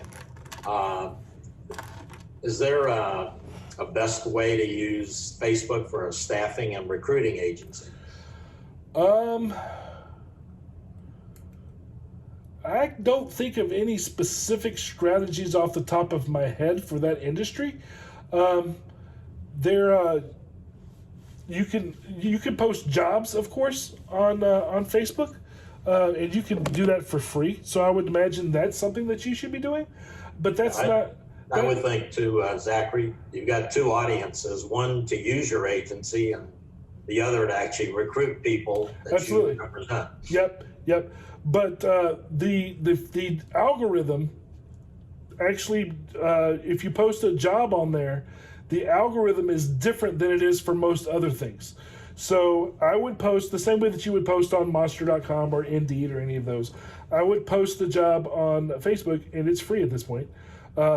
So I would say you should do that for reaching candidates, but for reaching businesses, you would do just like it is that we've talked about, and I would definitely use LinkedIn.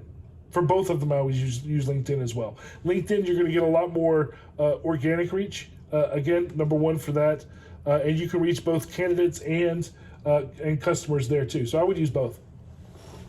All right. Could you reiterate the little trick on how to put links on a post in LinkedIn? Okay, for LinkedIn, if you are going to post a video, this was specific to video, or if you're going to share an article, don't put it in your post itself unless you can upload it to LinkedIn. For example, if you're going to post to an article on Forbes because you want people to read that article, or if you're going to post to a video that is hosted on YouTube, take a screenshot, a picture, a clip of the video, whatever it is you can actually host on LinkedIn, put that in the post, but in the post, say that the link to the full article, link to the full video is in the first comment, and then as soon as you post it, put that in the comment. Because what that does is you don't offend the algorithm by having them leave Facebook in your post, but in the comment, they can still get to it. So that's like a hack. Could you repeat? We got a question here. Can you repeat the information about the pod and small business, please? Yes. This is where you commented on you're working on this currently, and we can leave a comment. Yep. All right. So here it is. I just put it back up on the screen. If you want to be part of the pod that we're doing, what you have to do is. Let me change this so I can read my notes. Okay, what you want to do is go to one of my channels, Facebook, YouTube, or LinkedIn. Again, you can find all those links on bzacharybennett.com. So go comment on one of my posts there. Make sure you are contextual in your comment. Don't say anything about the pod. And then just make sure you include hashtag StraightShotArmy. That will notify me that you heard this today. Or you can join my text community, which is texting 678-336-7868. That's completely private, so if you do that, you don't have to use hashtags or whatever. Just tell me what you're doing straight away. That's fine. And then we will contact you about participating in the pod. Now, if you want to do Facebook and YouTube, you will have to comment on both of them. You can't just comment on Facebook and want to be in all three, because they're all separate groups, and they're actually not run by me. They're run by our social media manager. So you will have to comment on each different platform that you want to be included in. Okay. Here's a question about hashtags and associated topics. Sure. We're giving an example. Hashtag energy efficiency. Right. That's the context. I'm sorry. I think you did talk about that. That's a good idea to add in hashtags because that gives you coverage on other people's, message trails and so on, and that just exposes you to more audience. Yeah, you need to look at what the. I'm going to start my video back here. You need to look at what the popular hashtags are, right? So look at what the popular hashtags are, and that's what you want to use. So you may have to research that, and there's lots of tools you can use for that. Now, is that particular hashtag good? I don't know. I'm not in that industry. But you can find out and definitely use them. It's not as good on Facebook as it is on LinkedIn and Twitter and Instagram. But Facebook will still use hashtags. It's just not as well used. Here's a question, probably near and dear to your heart. But I just want to buy your book. How do I go about doing that? You can get it on Amazon. or you can go to bzacharybennett.com and get it there. It's called Married to Marketing. You can just search for that, or you can search by my name. It should pop up.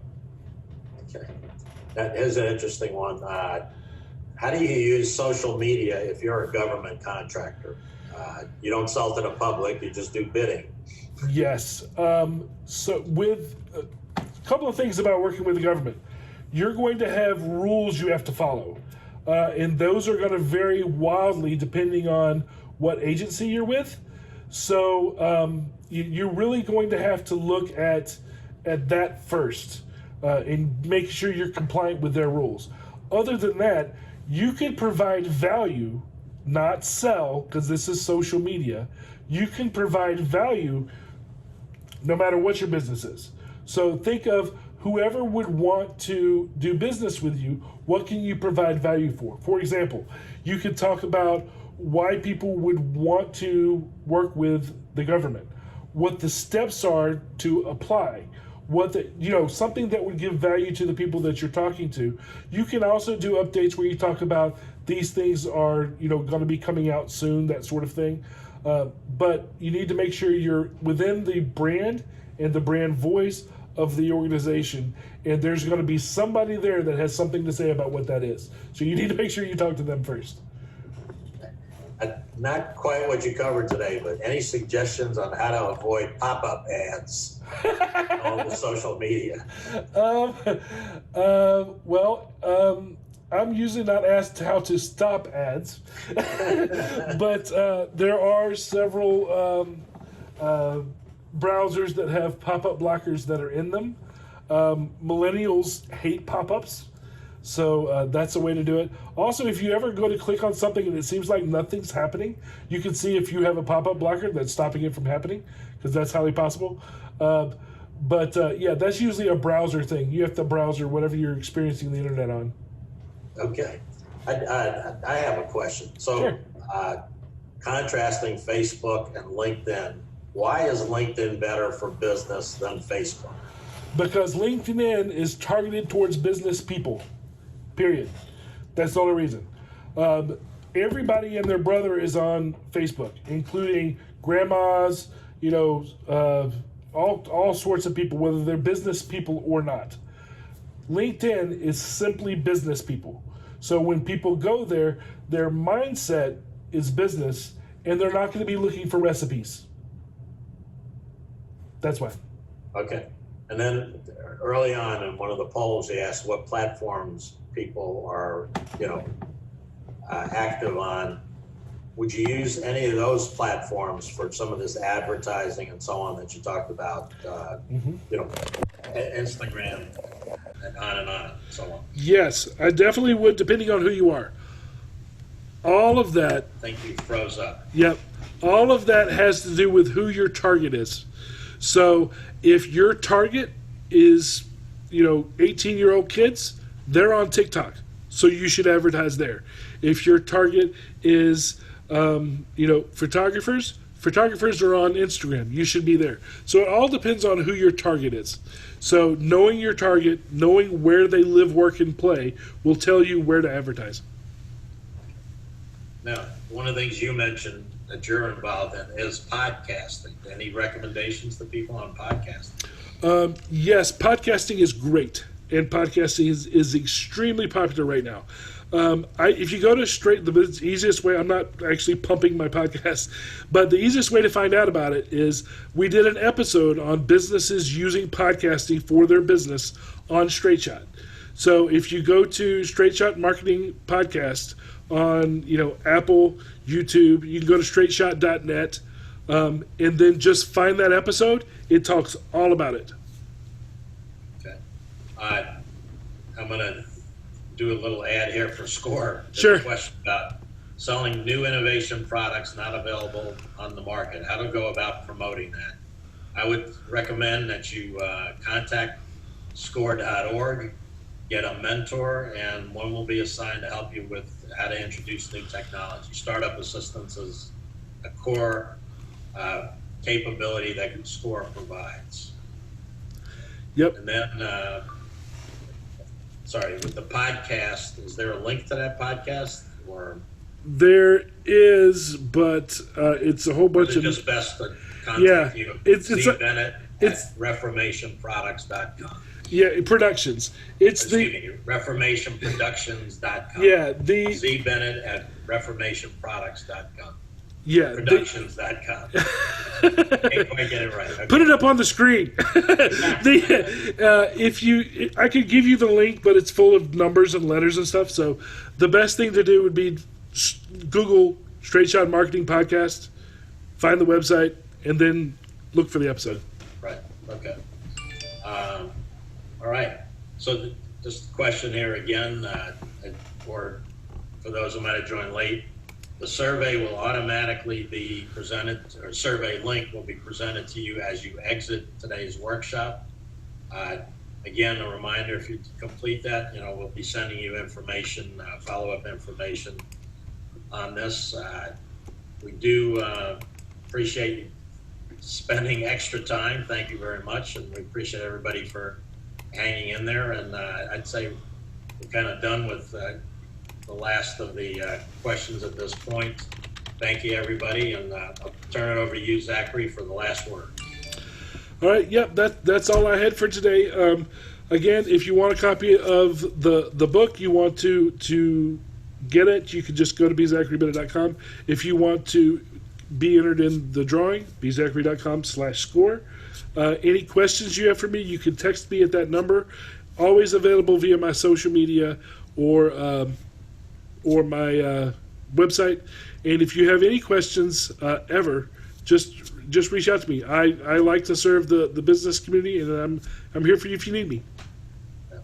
Yeah, I'll just reiterate parting comment from SCORE that Zachary has been a terrific partner of SCORE, very helpful in the small business community to help people start up and grow. So take advantage of SCORE, individuals such as Zachary that help out, and much success to everybody. What you should remember is that actually in Georgia, with our population that's growing, there is a need for a lot of different business services, and that in spite of the pandemic, some industry sectors have been hit hard, hospitality, restaurants, that type of thing, but the others are flourishing. There is a lot of business growth going on, so be sure to take part in that. With that, Zachary, I'd like to say thank you. Thanks for the time, and to everyone else, thank you for participating today. And enjoy the holidays, and very importantly, stay safe, everyone. Thank you. Thanks, guys.